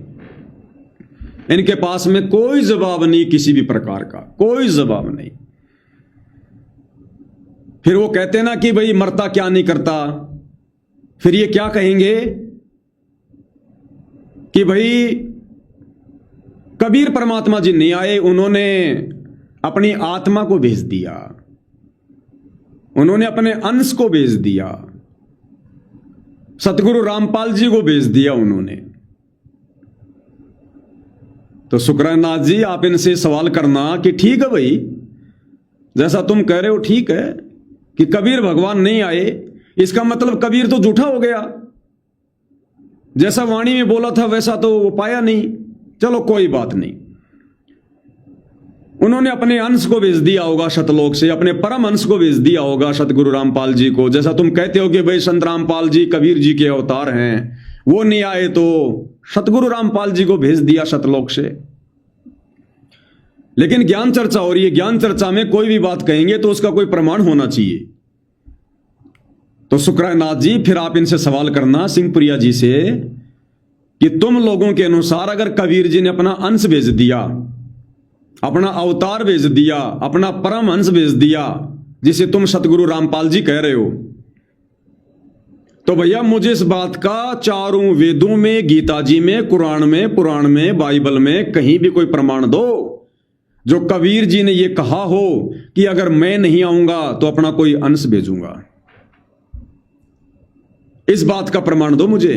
कहां लिखा हुआ है, कौन से शास्त्र में लिखा हुआ है कि गरीबदास जी के 12वें पंथ में मैं कबीर अपना अंश भेजूंगा? इस बात का दे दो मुझे कोई प्रमाण। अगर कहीं लिखा हुआ तो हम तो मान लेंगे आपकी बात है, शास्त्रों से प्रमाणित कर दो। इस बात का भी इनके पास में कोई प्रमाण नहीं होगा किसी भी प्रकार का। फिर भी मान लो अगर ये अपनी बात पर डटे रहते हैं, जोर जबरदस्ती करते हैं कि नहीं नहीं नहीं, हमारे गुरु जी सतगुरु रामपाल जी खुद ही कबीर भगवान हैं, ये खुद ही परमात्मा है, तो शुक्रानाथ जी आप इनसे फिर सवाल करना कि ठीक है भाई, चलो तुम्हारी ये बात मान ली कि तुम्हारे गुरुदेव सतगुरु रामपाल जी खुद कबीर हैं, तो भैया भगवान के लक्षण क्या होते हैं, भगवान की पहचान क्या होती है, मुझे ये बता दो। भगवान प्रकट होता है या मां के गर्भ से जन्म लेके आता है? शुक्रानाथ जी आप इनसे पूछना विकास सिंहपुरिया से कि हमारे गोरखनाथ जी को तुम कह रहे हो ना कि 650 साल पहले हमारे गोरखनाथ जी कबीर जी से ज्ञान चर्चा में हार गए थे, और फिर तुम ही कह रहे हो कि वो गोरखनाथ कभी भी कहीं भी वो प्रकट होने का सामर्थ्य रखता है। तो अब मुझे यह बता दो कि अगर तुम्हारे सतगुरु रामपाल जी खुद ही कबीर भगवान हैं, तो भैया ये कब प्रकट हुए, कौन से दिन प्रकट हुए? और प्रकट हुए हैं तो फिर 8 सितंबर को तुम उनका जन्मदिन क्यों मनाते हो? साबित करो कि वो प्रकट हुए हैं, साबित करो कि उनका जन्म नहीं हुआ। तुम खुद ही भोगते रहते हो सतगुरु रामपाल जी का माता का नाम ये है, उनके पिता का नाम ये है, सतगुरु रामपाल जी का जन्म तो किसान परिवार में हुआ है। तो अब ये साबित कर दो भाई, भगवान तो कभी किसी मां के गर्भ से जन्म नहीं लेता। अरे भगवान तो यहां पर आकर गंदे काम छुड़वाता है, काम क्रोध लोभ मोह अहंकार छुड़वाता है। तो क्या तुम्हारा कबीर भगवान, क्या तुम्हारे गुरुदेव जिनको तुम कबीर कह रहे हो, तो तुम्हारे गुरुदेव ने तो भैया शादी करी है, तुम्हारे गुरुदेव तो काम वासना में लगे हुए थे, तुम्हारे गुरुदेव ने तो रति क्रिया करके संभोग क्रिया करके 4 संतान पैदा कर रखी हैं। जबकि कबीर भगवान तो इन चीजों से दूर रहता है।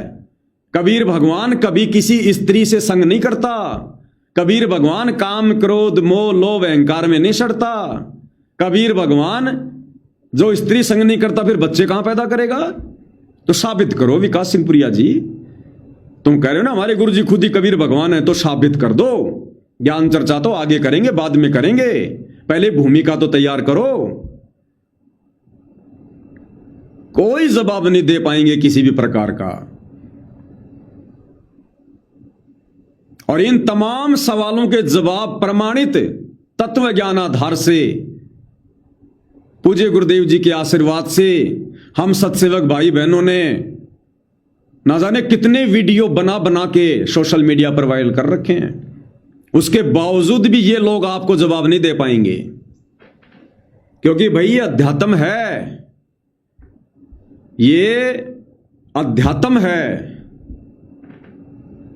और इस अध्यात्म को अध्यात्म की दृष्टि से समझा जाएगा।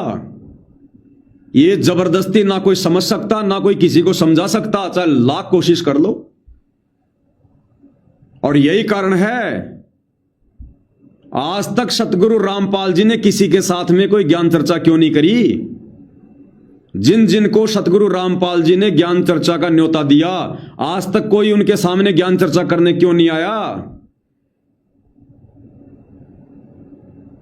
क्योंकि भाई और बहनों, परमेश्वर रामपाल जी ने उन आत्माओं में प्रेरणा की जिस कारण से वो आत्मा ज्ञान चर्चा के लिए नहीं आई। ये मदन पंथी नितिन रायजादा 11 साल से चिल्ला रहा था ज्ञान चर्चा ज्ञान चर्चा ज्ञान चर्चा। अब आ गए सतगुरु रामपाल जी, अब कर लो ज्ञान चर्चा। नहीं जाएंगे, नहीं करेंगे, नहीं कर सकते। बहुत सारे रीजन है इसके भाई। ये कलयुग की बिचली पीढ़ी है, ये कलयुग की बिचली पीढ़ी है। और इस समय कोई ज्ञान चर्चा ये परमात्मा किसी से नहीं करेगा। अरे बाप कभी अपने बच्चों से ज्ञान चर्चा करेगा क्या? शोभा देगा? बाप अपने बच्चों को ज्ञान चर्चा में हरा के खुश हो सकता है क्या? बाप हमारी आत्मा का कल्याण करने आया है साम दाम दंड भेद से। 2009 में सतगुरु रामपाल जी ने ज्ञान चर्चा का न्योता दिया था चारों शंकराचार्यों को। टीवी के माध्यम से भी इन्फॉर्म किया, अखबारों में ऐड निकलवाए। और सतगुरु रामपाल जी ने सतलोक आश्रम बरवाड़ा में चारों शंकराचार्यों के लिए आसन लगवाया। नहीं आए। क्यों नहीं आए? परमेश्वर जी ने उनको प्रेरणा नहीं की। कारण चाहे कुछ भी आ गया हो, चाहे उनमें मान बढ़ाई हो, अहंकार हो कि हम क्या करेंगे, सतगुरु रामपाल जी का तो कोई वजूद ही नहीं है, हम तो संस्कृत के प्रकांड ज्ञाता, हम तो जगत गुरु हैं, शंकराचार्य हैं। कारण चाहे कुछ भी बनाओ उनके मन में, इस मालिक को पता है कि ये कलयुग की बिचली पीढ़ी है। और इस काल ने आत्माओं को इतना ज्यादा चतुर बना दिया है, आंखों प्रमाण देखकर भी ये लोग स्वीकार नहीं करेंगे। और चारों शंकराचार्य अगर आ जाते तो ये तो जाहिर सी बात है ज्ञान चर्चा में वो हारते। और हारने के बाद वो अपनी कितनी बड़ी बेइज्जती मानते। क्या उसके बाद भी वो सतगुरु रामपाल जी की शरण में आते? बिल्कुल नहीं आते, बिल्कुल नहीं आते। अब कोई ये सोचे कि साहब अगर वो नहीं आते तो उनके लाखों चेले हैं, करोड़ों चेले हैं भारत में, वो लोग तो उनको हारा हुआ जानकर आ ही जाते। नहीं, अगर वो आ भी जाते तो क्या करते सतगुरु रामपाल जी उनका? सतगुरु रामपाल जी अपने सत्संग में कहते हैं कि बच्चों पहले इस ज्ञान को समझो, पहले इस परमात्मा के ज्ञान को समझो, सत्संग सुनो, उसके बाद यहां पर नाम दीक्षा लेने के लिए आओ। तो सतगुरु रामपाल जी ये 650 साल पहले वाला समय नहीं है। इन्होंने भीड़ इकट्ठी नहीं करनी है।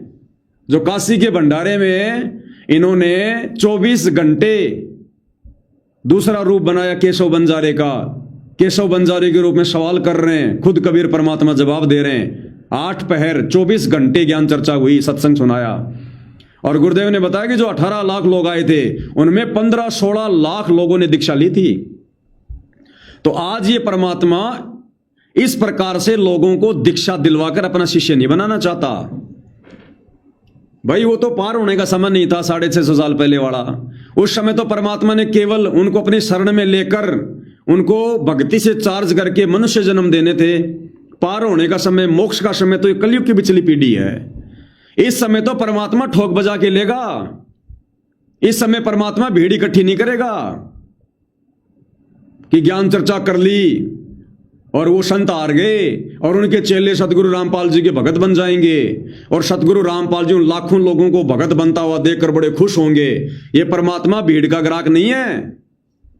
इस परमेश्वर को हंस, ये हंस भगत निर्विकार आत्मा, जिनका टारगेट सतलोक हो, जिनको आत्म कल्याण करवाना हो, वो तो एक मजबूरी हो गई। फिर अगर ज्ञान चर्चा में यह शर्त हो गई कि मैं हारूंगा तो मेरे शिष्य तुम्हारे भगत बनेंगे, तुम हार गए तो तुम्हारे चेले मेरे भगत बनेंगे, तो इस प्रकार से सतगुरु रामपाल जी भीड़ इकट्ठा नहीं करना चाहते। वो तो मजबूरी में नाम दीक्षा हुई फिर कि भाई हमारे गुरु जी हार गए शंकराचार्य जी, और अब हमने तो हमारे गुरु जी के नियम के अनुसार बाबा रामपाल जी से दीक्षा लेनी पड़ेगी। वो क्या न्याल करेंगे वो जो रोते रोते नाम दीक्षा लेंगे? तो ये परमात्मा इस प्रकार से कलयुग की बिचली पीढ़ी में भीड़ इकट्ठा करने नहीं आया है।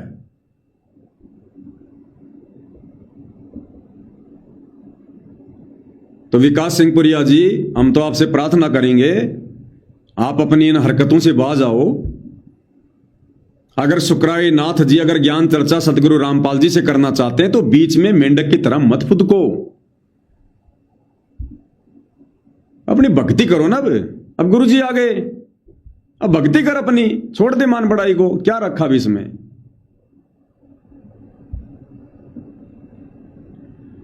और दूसरी बात, सुकराई नाथ जी, मुझे तो बेटर एक्सपीरियंस है। अगर आप इन सतलोक आश्रमों में ज्ञान चर्चा के लिए जाना चाहते हो तो आपकी मौज, आपकी मर्जी। हालांकि ज्ञान चर्चा होनी नहीं है, दास को अच्छे से पता है, लेकिन फिर भी मान लो अगर आप चले जाते हैं तो भैया सोच समझ के जाना। सोच समझ के अगर चले गए किसी भी सतलोक आश्रम में ज्ञान चर्चा के लिए तो या तो आपने अपनी हार स्वीकार करनी पड़ेगी या फिर आपकी देही तोड़ के ये लोग आपसे हार स्वीकार करवाएंगे। आपको वैसे नहीं आने देंगे, ये ध्यान रख लेना इस बात का। तुम सोचो मैं ज्ञान चर्चा करके आ जाऊंगा, सतगुरु रामपाल जी को हरा के आ जाऊंगा, ये तो खैर आपकी अपनी मन की बातें हो सकती हैं। उनको हराने का तो किसी ने सौपन में विचार भी नहीं करना चाहिए, क्योंकि वे हमारे पिता हैं, हमारे बाप हैं, सभी आत्माओं की उत्पत्ति करता है। ठीक है, अभी आप उनके ज्ञान से अपरिचित हैं, आप कुछ भी सोच सकते हैं, लेकिन ऐसे परमपिता परमेश्वर को यह कहना कि मैं ज्ञान चर्चा करना चाहता हूं आपके साथ, यह भी हमारे जीवन की बहुत बड़ी भूल है। उनसे तो ज्ञान लेना चाहिए, उनसे तो ज्ञान ग्रहण करना चाहिए। वे तो हमारी आत्मा को उद्धार करने के लिए आए हैं। उनको ज्ञान चर्चा के लिए कहना अपने जीवन को नरक बनाने के समान है। फिर भी यदि आप चले जाते हैं तो सतगुरु रामपाल जी कोई जोर जबरदस्ती तो कोई करेंगे नहीं। सर्वानंद की तरह यदि आपने अपने आप को विजय घोषित भी कर दिया तो आप आश्रम से बाहर नहीं आ पाओगे। देखते नहीं आप, चारों तरफ बॉडीगार्ड रहते हैं, बॉडीगार्ड, बंदूकधारी। बॉडीगार्ड किस लिए रखे जाते हैं पता है? दूसरे की बॉडी को तोड़ने के लिए। बॉडीगार्ड किस लिए रखे जाते हैं? दूसरों की बॉडी को तोड़ने के लिए। और बॉडीगार्ड कोई प्यार प्रेम में नहीं रखे जाते। तो ध्यान दे लेना इस बात का। ये वही लोग हैं जिन्होंने बरवाला कांड के समय 300 पुलिस वालों के पत्थर मार मार के उनके घुटने तोड़ दिए थे। ये वही हैं सतलोक आश्रम कमेटी वाले, सतगुरु रामपाल जी का परिवार, ये विकास सिंह पुरिया जैसे भगत, ये वही लोग हैं। आप वहां ज्ञान चर्चा करने के लिए जा रहे हो ना, वो पुलिस प्रशासन भी सतगुरु रामपाल जी को लेने के लिए जा रहा था। आप कितने लोग जाओगे? आप सुकराई नाथ, आपके साथ में 10, 15, 20, 100 आदमी चले जाओगे ज्यादा से ज्यादा। 10,000 पुलिस फोर्स आई थी, 10,000 बरवाला कांड के समय। और इन्हीं लोगों ने भक्तों को कमांडो बना बना के उन पुलिस वालों के घुटने फुड़वा दिए, घुटने। सोच लो तुम 100 लोगों की क्या हालत होगी। ये वही है, सुधरे नहीं है, और ज्यादा बिगड़ गए। संत रामपाल जी के जेल जाने के बाद तो और ज्यादा बिगड़ गए ये। इन्होंने और तौर तरीके सीख लिए, घुटने ढंग से कैसे फोड़े जाते हैं। ध्यान रख लेना इस बात का भाई, सोच समझ के जाना। ये तो वापस आ नहीं पाओगे ढंग से। मैं इनको बहुत अच्छे से जानता हूं। ये भगत नहीं है, ये भगत नहीं है, ध्यान रख लेना इस बात का। ये भगत के रूप में भेड़िए हैं, भेड़िए। आज अगर सतगुरु रामपाल जी हरियाणा प्रदेश में यदि बदनाम है, केवल इन भगत के भेष में भेड़ियों के कारण, उनके परिवार के कारण, इन आश्रम कमेटी वालों के कारण, उनके रिश्तेदारों के कारण, आज भी पूरा हरियाणा बरवाला कांड का दोषी सतगुरु रामपाल जी को समझ रहा है, जबकि बरवाला कांड का मुख्य दोषी उनका परिवार है। ये सतलोक आश्रम कमेटी वाले हैं। सतगुरु रामपाल जी का परिवार, उनके दोनों लड़के, उनका भाई, ये लोग हैं।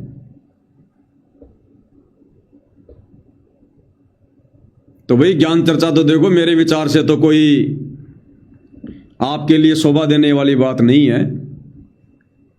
आप पहले सतगुरु रामपाल जी का अच्छे से सत्संग सुनो और निष्पक्ष होके सुनो।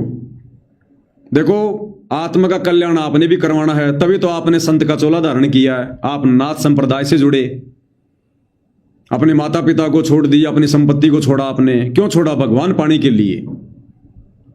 आप निकले थे अपने घर से भगत बनकर भगवान पाने के लिए, लेकिन आपको सही मार्ग मिला नहीं, ज्ञान आपको मिला नहीं। आज आप खुद ही एक भगवान की पदवी पर बैठे हैं, संत बनकर बैठे हैं। जबकि संत वो होता है जो लोगों का उद्धार करता है, और संत की भूमिका केवल कबीर भगवान खुद निभाता है, दूसरा कोई सृष्टि में नहीं है जो किसी का उद्धार कर दे, किसी का मोक्ष कर दे। तो शुक्रानाथ जी, ज्ञान आधार से आप जी खुद जो है, आप एक भटकी हुई आत्मा हो। आप पहले सतगुरु रामपाल जी के निष्पक्ष होकर ये ना सोचो कि मैं संत हूं, मुझे ज्ञान है। ठीक है, आपको जो ज्ञान है अपने लेवल पे खूब है, आपको बहुत ज्यादा ज्ञान आपको, लेकिन आप वाला ज्ञान सतगुरु रामपाल जी के ज्ञान के आगे टिकता भी नहीं है। जब गोरखनाथ जी जैसों ने अपनी हार स्वीकार करनी पड़ी, तो आप तो उनके द्वारा चलाए गए मार्ग से जुड़े हुए हो। जितना गोरखनाथ जी जानते थे, जितनी उनमें सिद्धियां थी, आज वर्तमान में धरती पर नाथ संप्रदाय से जुड़े किसी भी व्यक्ति में 1% भी नहीं है, 1% भी। और ये वही कबीर भगवान सतलोक आश्रम धनाना में बैठा है जो 650 साल पहले था। तो मेरी तो आपसे यही प्रार्थना है भाई, मैं इन आश्रम वालों की तरह कोई ठेकेदार तो बनता नहीं बीच में, मैं तो आपसे प्रार्थना कर सकता हूं। बाकी देखो, वो कहते हैं कि भाई सकल पदार्थ है जग माही, भाग बिना नर पावत नहीं। तो आप ये ना सोचो कि मैं एक संत हूं, नाथ संप्रदाय से जुड़ा हूं, मेरे भी हजारों की संख्या में चेले हैं। आप एक जीव हैं, जैसे मैं एक जीव हूं, और मेरी कोई औकात नहीं, मेरी कोई भी शात नहीं है।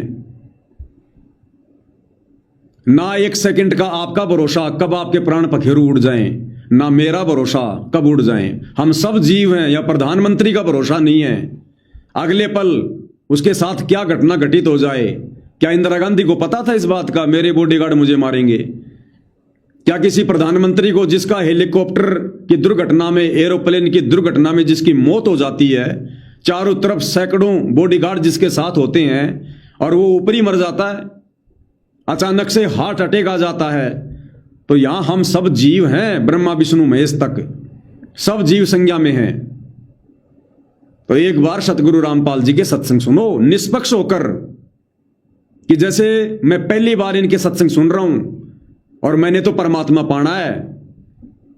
जैसे कोई ऐसा व्यक्ति जो साधु संतों की खोज करता है अपनी आत्मा के कल्याण के लिए, ऐसे जिज्ञासु बनकर आप सतगुरु रामपाल जी के कुछ दिन सत्संग सुनो, आपके मन के सारे दोष खत्म हो जाएंगे उनके प्रति। सतगुरु रामपाल जी में कोई अहंकार नहीं है, कोई मान बढ़ाई नहीं है, किसी से कोई ईर्ष्या नहीं है। वे अपने आप को बहुत बड़ा कोई ज्ञानी नहीं कहते, वो तो अपने आप को दास कह रहे हैं, सेवक कह रहे हैं। आप देख रहे हो आए दिन वीडियो में, ये गांव वाले जो मान सम्मान करने के लिए सतलोक आश्रम धनाना में जा रहे हैं, तो सतगुरु रामपाल जी तो उल्टा उनके आगे हाथ जोड़ जोड़ के कह रहे हैं कि मैं तो आपका दास हूं भाई, आप लोगों का सेवक हूं और आपकी सेवा करूंगा। वो ये नहीं करे मैं भगवान हूं, मैं परमात्मा हूं, मैं बहुत बड़ा ज्ञानी हूं, मेरे से कोई ज्ञान चर्चा नहीं कर सकता, ऐसा कुछ नहीं है। वो तो हमें असल में एक ऐसे आदर्श नागरिक की भूमिका करके हमें एक अच्छा इंसान बना रहे हैं। संतों के अभिमान अहंकार तो आसपास भी नहीं होता है। तो आप उनके भक्तों के द्वारा आपको जिस प्रकार से भ्रमित किया जा रहा है, सतगुरु रामपाल जी के सतलोक आश्रम से जुड़े उन मंद बुद्धि भक्तों के द्वारा जिस प्रकार से आपको भड़काया जा रहा है, आपके खिलाफ ये पोस्ट वगैरह डाली जा रही हैं, आपसे तरह तरह के सवाल किए जा रहे हैं, इन्हें कुछ नहीं आता पता, इन्हें अपने पंथ का नहीं पता 5%। ये 3-4 सवाल मैंने आपके सामने रख दिए, आप इनसे सवाल कर लो, ये एक का भी जवाब नहीं दे पाएंगे, एक का भी। तो क्या ज्ञान चर्चा करेंगे आप लोगों से? तो आप जी ये ज्ञान चर्चा का जो भूत अगर सवार है, तो मैं तो ये कहूंगा कि इस भूत को साइड में कर दो, और अगर अपनी आत्मा का कल्याण चाहते हो, लक 84 में जाने से, गधा कुत्ता सुअर बनने से अगर बचना चाहते हो, तो भाई मौका है धरती पर, खुद कबीर भगवान प्रकट है सतगुरु रामपाल जी के नाम से। और वही बात है, गूंगा आदमी गुड़ खाकर उसका स्वाद नहीं बता सकता, महसूस कर सकता है। तो वैसे अगर देखना चाहोगे, अगर अपनी दूरबीन से, अपने अगर ज्ञान आधार से, तो कभी भी सतगुरु रामपाल जी को नहीं पहचान पाओगे। इससे बड़ा कोई लीलाधर नहीं है। ये ऐसे आंखें फाड़ फाड़ के देखने से नहीं पता चलेगा कि इसका शरीर एडवांस का है या फिर नूरी है, इनका जन्म हुआ है या फिर ये प्रकट हुए हैं, ऐसे नहीं पता चलता। ये अध्यात्म है, सूक्ष्म मार्ग है। हम लोग अपनी आंखों से सूक्ष्म जीव नहीं दे सकते, इस भगवान को कैसे देख लेंगे, कैसे पहचान लेंगे? और भगवान आएगा तो कोई सींग लगा के थोड़ी आएगा, कोई पूंछ लगा के थोड़ी आएगा, कोई अलग पहचान थोड़ी है कोई वेदों में। जो पहचान है भगवान ने सारी बता रखी है। उन्होंने इतने शास्त्र दिखा दिए, इतने प्रमाण दे दिए, हर धर्म के धर्म ग्रंथों को खोल खोल के बता दिया, जो उन धर्मों के जानकार भी नहीं बता पाए। और कैसे पहचान करोगे भगवान की? आदरणीय गरीबदास जी का सदग्रंथ साहिब, जिसमें लगभग पूरी दुनिया के सभी देशों की भाषाओं का समावेश है, और सतगुरु रामपाल जी ने पूरा का पूरा खोल के रख दिया। कौन कर सकता खुलासा जिसमें पूरी दुनिया की भाषाओं के शब्दों का समावेश हो? कोई कर सकता कोई परमात्मा के अलावा? ये अद्भुत कार्य। लाखों करोड़ों लोग जिनका जीवन नरक बना हुआ था, डॉक्टरों ने हाथ खड़े कर लिए थे। 20-20 साल से, 30-30 साल से जिनके बच्चे नहीं हो रहे थे, 60 साल की उम्र हो गई थी, जिनकी बच्चादानी का मुंह भी बंद हो गया था, उनके घरों में उन्होंने लाल दे दिए, बच्चे दे दिए। डॉक्टर भी हैरान है कि यह चमत्कार हो गया, यह आदमी बच कैसे गया? तो आप थोड़ा विचार करो, जल्दबाजी में कोई फैसला ना लेना, नहीं तो मौका चूक जाओगे परमात्मा की शरण में आने का। क्योंकि मान बढ़ाई है ना, ये छूटती नहीं है, और जीतना उनसे किसी ने है नहीं। अरे बाप से कभी कोई जीता है क्या? ये तो बाप है, सारी सृष्टि का परमात्मा है। ये जगत गुरु किसको कहते हैं? तो मैं तो आपसे विनती कर सकता हूं, प्रार्थना कर सकता हूं। बाकी भाई जिसको ज्ञान चर्चा का भूत सवार होगा तो वो करेंगे भाई, हमारे कहने से कौन मानेगा। तो ये कुछ बातें थी, मैंने आपके सामने रख दी हैं, बाकी आपके अपने विचार हैं। और इन सतलोक आश्रम वालों के विषय में मैं तो यही कहूंगा कि जितना ये सुकराई नाथ जी गोरखनाथ जी को मानते हैं ना, अगर उतना तुम सतलोक आश्रम वाले अपने गुरु जी को भी मान लो, नालायको, तुम्हारा सहज में मोक्ष हो जाएगा, सहज में। लेकिन तुम इतना भी नहीं समझ पा रहे। मानोगे तो उस समय जब पहले उनको समझोगे, उनके विषय में जानोगे, उनको अपना परमात्मा मानोगे, अपना इष्ट देव मानोगे। तो थोड़ा बहुत बुद्धि विवेक से काम लो। अब तो कम से कम अपने मान बढ़ाई वाले अस्त्र शस्त्र त्याग दो। अब तो कम से कम भगत बन के भक्ति कर लो। अब तो इन बकवादों को छोड़ दो। हमारे गुरुजी से पहले हमारे से ज्ञान चर्चा करो। क्यों, तुम्हारे गुरुजी हारने वाले हैं क्या? अरे तुम्हारे गुरुजी हारने वाले हैं क्या? या तुम्हारे गुरुजी का ज्ञान खत्म हो गया? या जैसे वो दादा गुरुजी के भक्तों ने आपस में सोचना शुरू कर दिया था कि दादा गुरुजी बूढ़े हो गए, इनका दिमाग सटक गया। ऐसी धारणा बन गई क्या कि गुरुजी तो बूढ़े हो गए, 74 साल के हो गए, अब गुरुजी को कहां ध्यान है, कौन से शास्त्र में क्या लिखा हुआ भूल गए होंगे गुरुजी 11 साल से जेल में रह के। अब तुम गुरु के गुरु बनना चाहते हो क्या? तुम्हारे गुरु में सामर्थ्य नहीं है क्या ज्ञान चर्चा का? तो थोड़ा बहुत अपनी बुद्धि पे जोर दो, भगत बन के भक्ति कर लो, आत्मा का कल्याण करवा लो, ठेकेदार ना बनो बीच में, मारे जाओगे फ्री में। इस परमपिता परमेश्वर की इन लीलाओं को देखकर ये ना सोच लेना कि बस हम तो जो हमने 11 साल में जो भी बकवाद करी है गुरुजी ने समर्थन कर दिया। गुरुजी ने तो बैडमिंटन वालों से बैडमिंटन की फोटो ले ली, गुरुजी ने उनको आशीर्वाद दे दिया। ये तुम समझ नहीं पा रहे इस परमात्मा के खेल को। ये क्या खेल खेल रहा है? जैसे गुरुदेव ने आते कहा था ना कि इस परमात्मा ने हिरण्यकश्यप को वरदान भी दे दिए, जो मांगा वो दे दिया, और लास्ट में उसका बक्कल भी उतार दिया।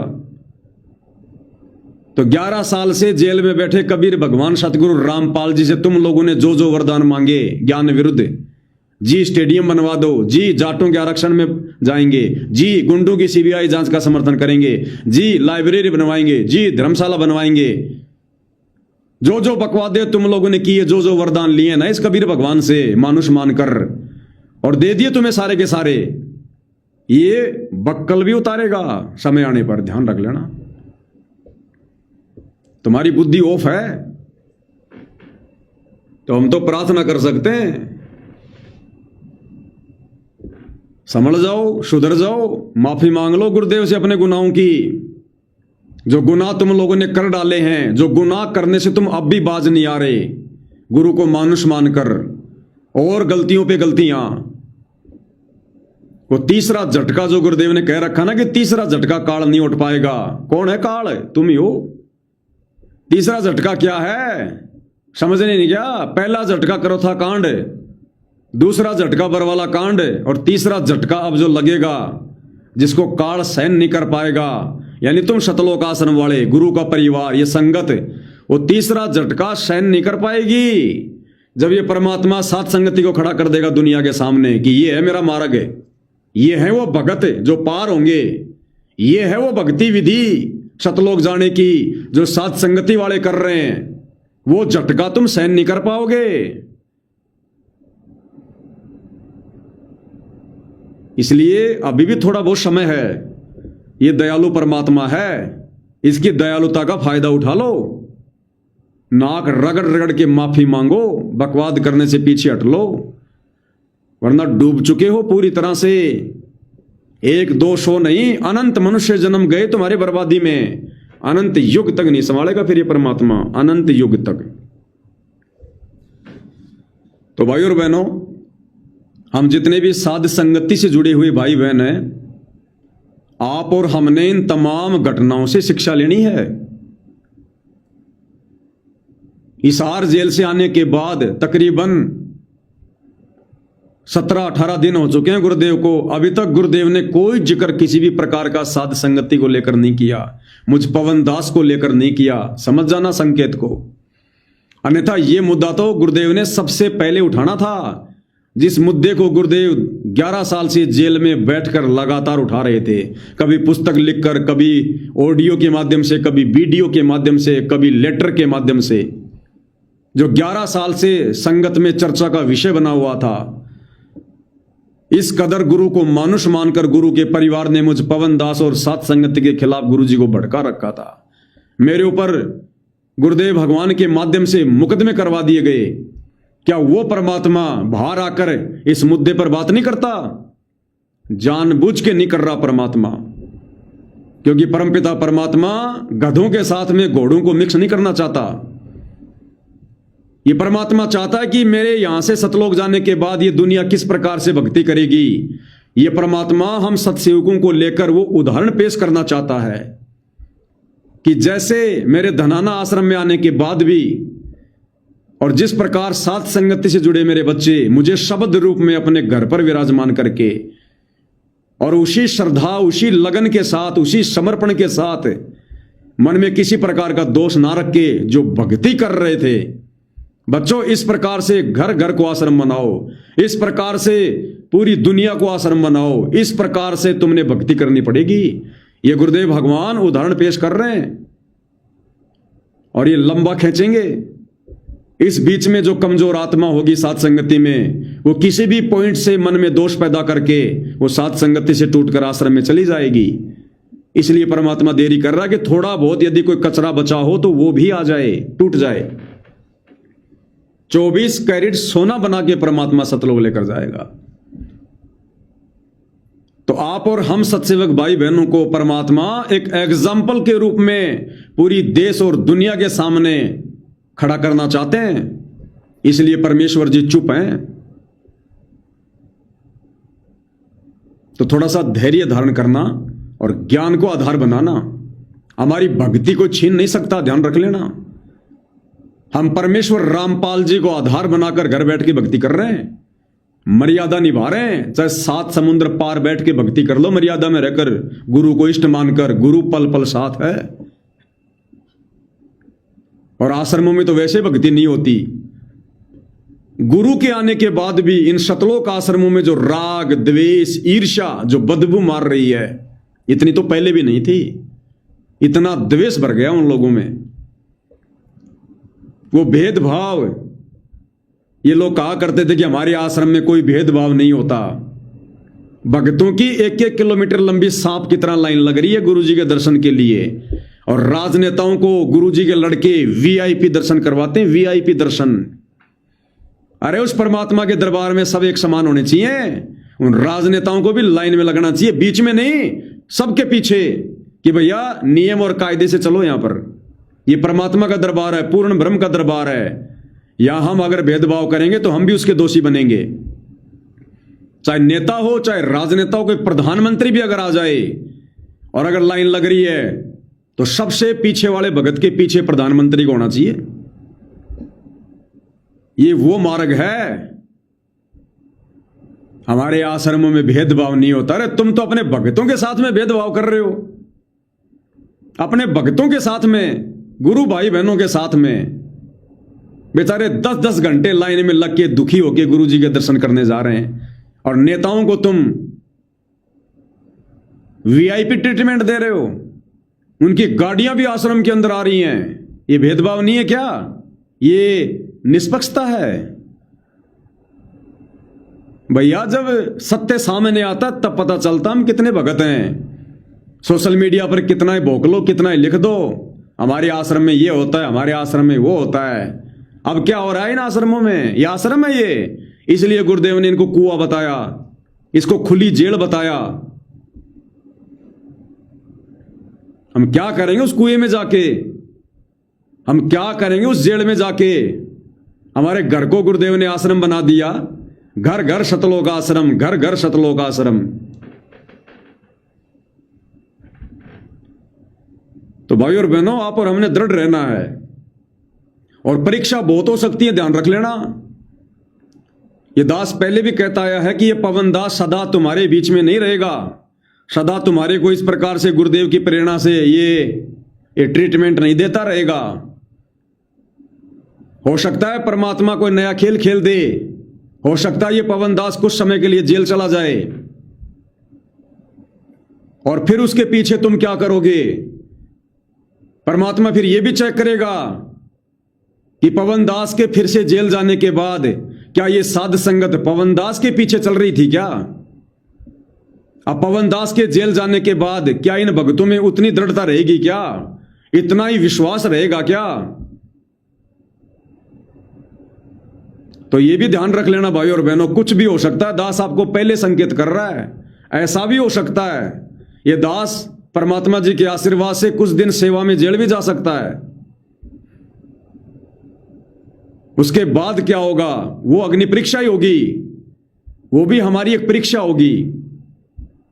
इसलिए दास सदा से कहता है कि मुझ पवन दास को देख के कभी मत चलना।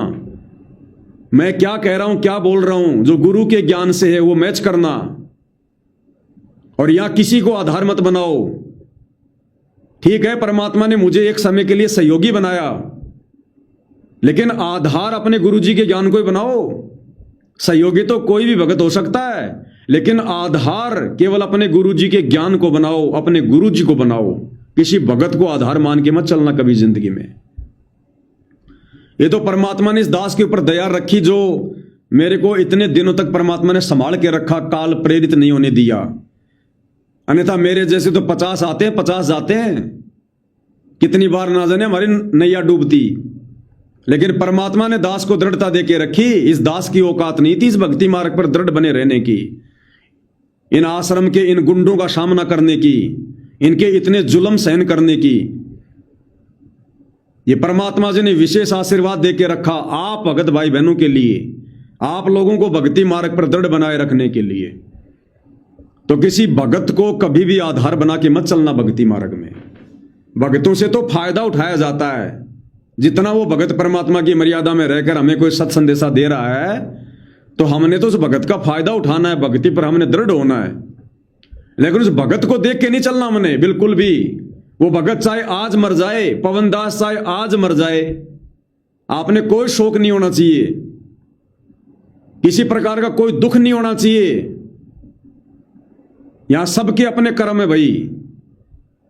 पवन दास चाहे आज जेल चला जाए, आप लोगों ने कोई चिंता नहीं होनी चाहिए, और ज्यादा दृढ़ होना चाहिए कि भाई अब गुरुजी नेक्स्ट लेवल की परीक्षा ले रहे हैं। उस पवन दास की भी परीक्षा होगी और हमारी भी परीक्षा लेंगे अब गुरुजी नेक्स्ट लेवल की, और ज्यादा हमने दृढ़ होना है, पहले से कहीं ज्यादा। तो ये अग्नि परीक्षा है, कुछ भी हो सकता है, और हिंट परमात्मा पहले दिलवा देते हैं ताकि आगे चलकर एकदम से कोई बौखला ना जाए। ये भी गुरुदेव भगवान की विशेष मेहर समझना, उनकी रजा समझना। तो आधार केवल अपने गुरुजी के ज्ञान को, और दास पूरे दृढ़ विश्वास के साथ कह सकता जितना गुरुदेव भगवान को समझा, उनके ज्ञान को समझा, उन्हीं के आशीर्वाद से आज वर्तमान में अपने गुरुजी को परमपिता परमेश्वर मानकर, उनके ज्ञान को आधार मानकर, और अपनी आत्म कल्याण की चिंता को लेकर जिस प्रकार से हम मर्यादाओं में रहकर भक्ति कर रहे हैं, अगर हमें गुरुदेव भगवान अंतिम श्वास तक भी नहीं मिलते हैं, आश्रम में नहीं बुलाते हैं, तो भी भाई और बहनों यदि हम इसी प्रकार से भक्ति में लगे रहे, आप और हमारा ठिकाना सतलोक है, सतलोक। क्योंकि परमात्मा का शब्द रूप है, ये हाड़मास का पुतला नहीं है। और जिसने अपने गुरु को शब्द रूप में मानकर उनकी पूजा करनी सीख ली, उस आत्मा का कल्याण होगा। अपने गुरु को मानुष मानने वालों का, हाड़मास का पुतला मानने वालों का, अपने गुरु जी को शरीर में मानने वालों का कभी मोक्ष नहीं होता।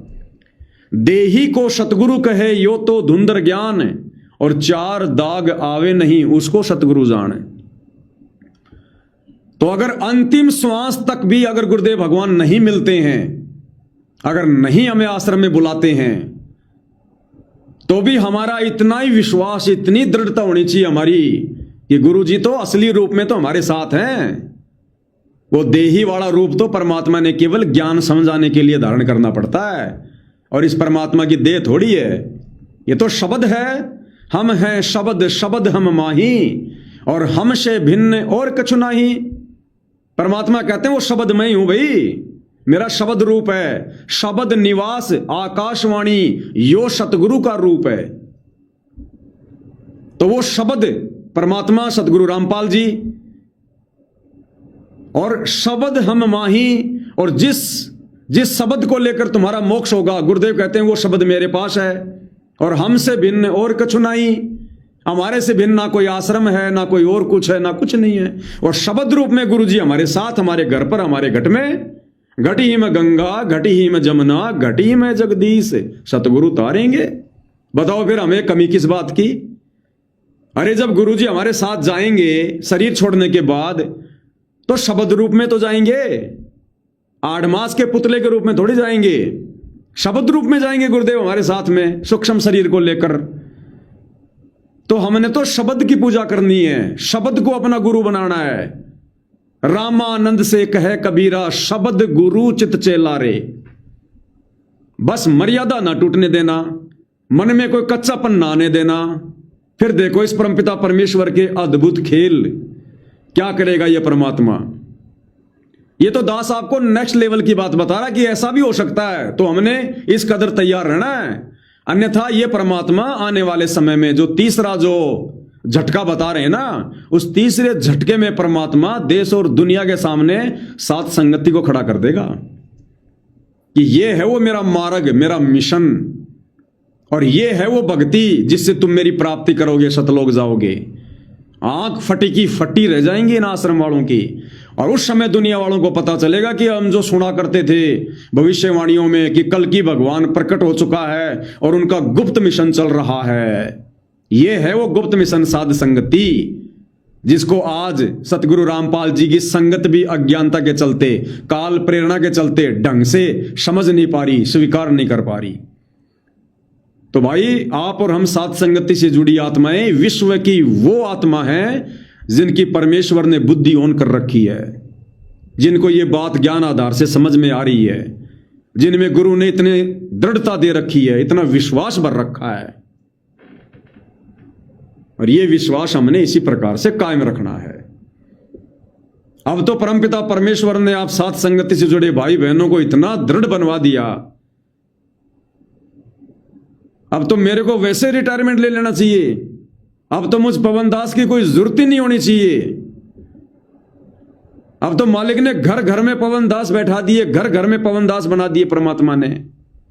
अब जरूरत ही नहीं, अब जरूरत है भक्ति की, अब जरूरत है मर्यादा में रहकर भक्ति करने की, अब जरूरत है इसी दृढ़ता को बरकरार रखने की।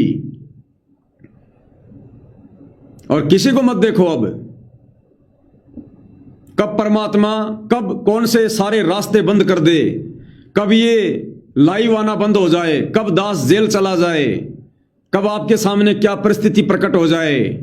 अब हमने उन परिस्थितियों का सामना करने के लिए दृढ़ रहना है, आधार अपने गुरु जी के ज्ञान को बनाना है। हमने तो अब दुनिया को दृढ़ करना चाहिए, अन्य भक्तों को हमने दृढ़ बनाना चाहिए। जब गुरुदेव ने हमें इतना दृढ़ बना दिया तो इन बातों का भी हमने विशेष तौर पर ध्यान रखना है। ये नहीं सोचना कि पवन दास 4 दिन से लाइव नहीं आ रहा, पवन दास 5 दिन से लाइव नहीं आ रहा, क्या हो गया क्या हो गया। कुछ भी हो सकता है, मर भी सकता हूं, जेल भी जा सकता हूं, भक्ति छोड़ के बैठ भी सकता हूं, जीव हूं 2 कोटि का, गुरुजी के प्रति मन में दोष भी आ सकता है। आज गुरुजी की महिमा कर रहा हूं, मैं कल को उनका विरोध भी कर सकता हूं, तो मेरे को देख के थोड़ी चलोगे आप भाई बहन, अपने गुरुजी को देखकर चलो, अपने गुरुजी के ज्ञान को देखकर चलो। मेरे जैसे तो 50 आएंगे उनकी महिमा करने वाले, और 50 काल प्रेरणा से उनका विरोध भी करेंगे। लेकिन आप लोगों ने क्या सीखा इतने दिनों में, उस चीज पर कायम रहना, उस चीज पर आप लोगों ने दृढ़ रहना है।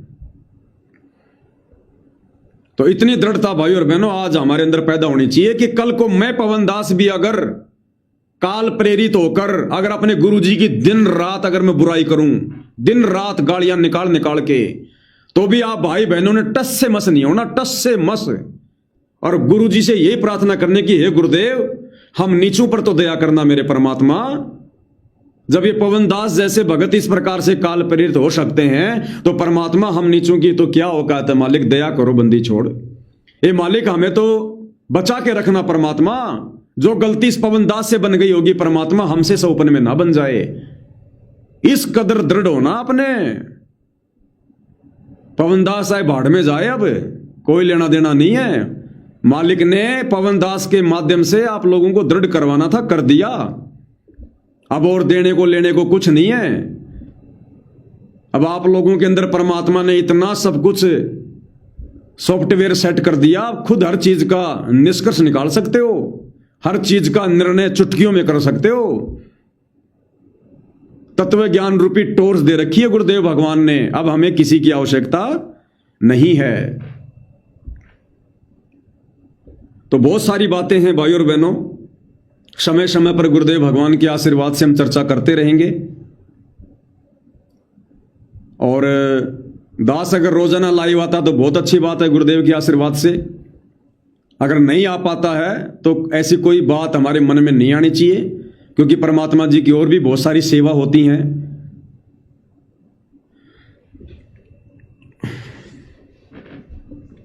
तो भाई और बहनों, अब अगर आगे का टॉपिक शुरू करेंगे तो फिर थोड़ा समय लग जाएगा। तो आज की साथ संगति में हम केवल इतना ही रखेंगे। पूज्य गुरुदेव परमपिता परमेश्वर जी हमें आशीर्वाद दे, हमें सद्बुद्धि दे, हमारा मार्गदर्शन करे, हमें भ्रमने भटकने से बचाए। और वर्तमान में परमपिता परमेश्वर जो लीला लच रहे हैं, जो खेल खेल रहे हैं, हमें परमेश्वर सद्बुद्धि दे अपनी लीला को समझने की, उस खेल को समझने की।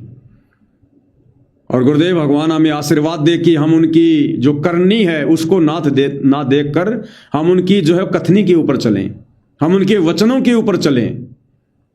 हमारे मन में सुई की नोक रखने जितना भी दोष अपने गुरुदेव भगवान की लीलाओं को देखकर पैदा ना हो। वे चाहे ज्ञान में रहकर करें, चाहे ज्ञान से हटके करें। अब हमें अपना टारगेट समझ में आ जाना चाहिए। हमें जो मार्ग गुरुदेव ने बताया, हमें उस मार्ग पर चलना है। अब गुरुदेव हमारी तरह कोई इंसान नहीं है, कोई व्यक्ति नहीं है, कोई मानुष नहीं है जो हमारी जैसी वो क्रिया करेंगे। ये परमेश्वर है, परमात्मा है, इन्होंने तो पूरे संसार को अपनी शरण में लेना है।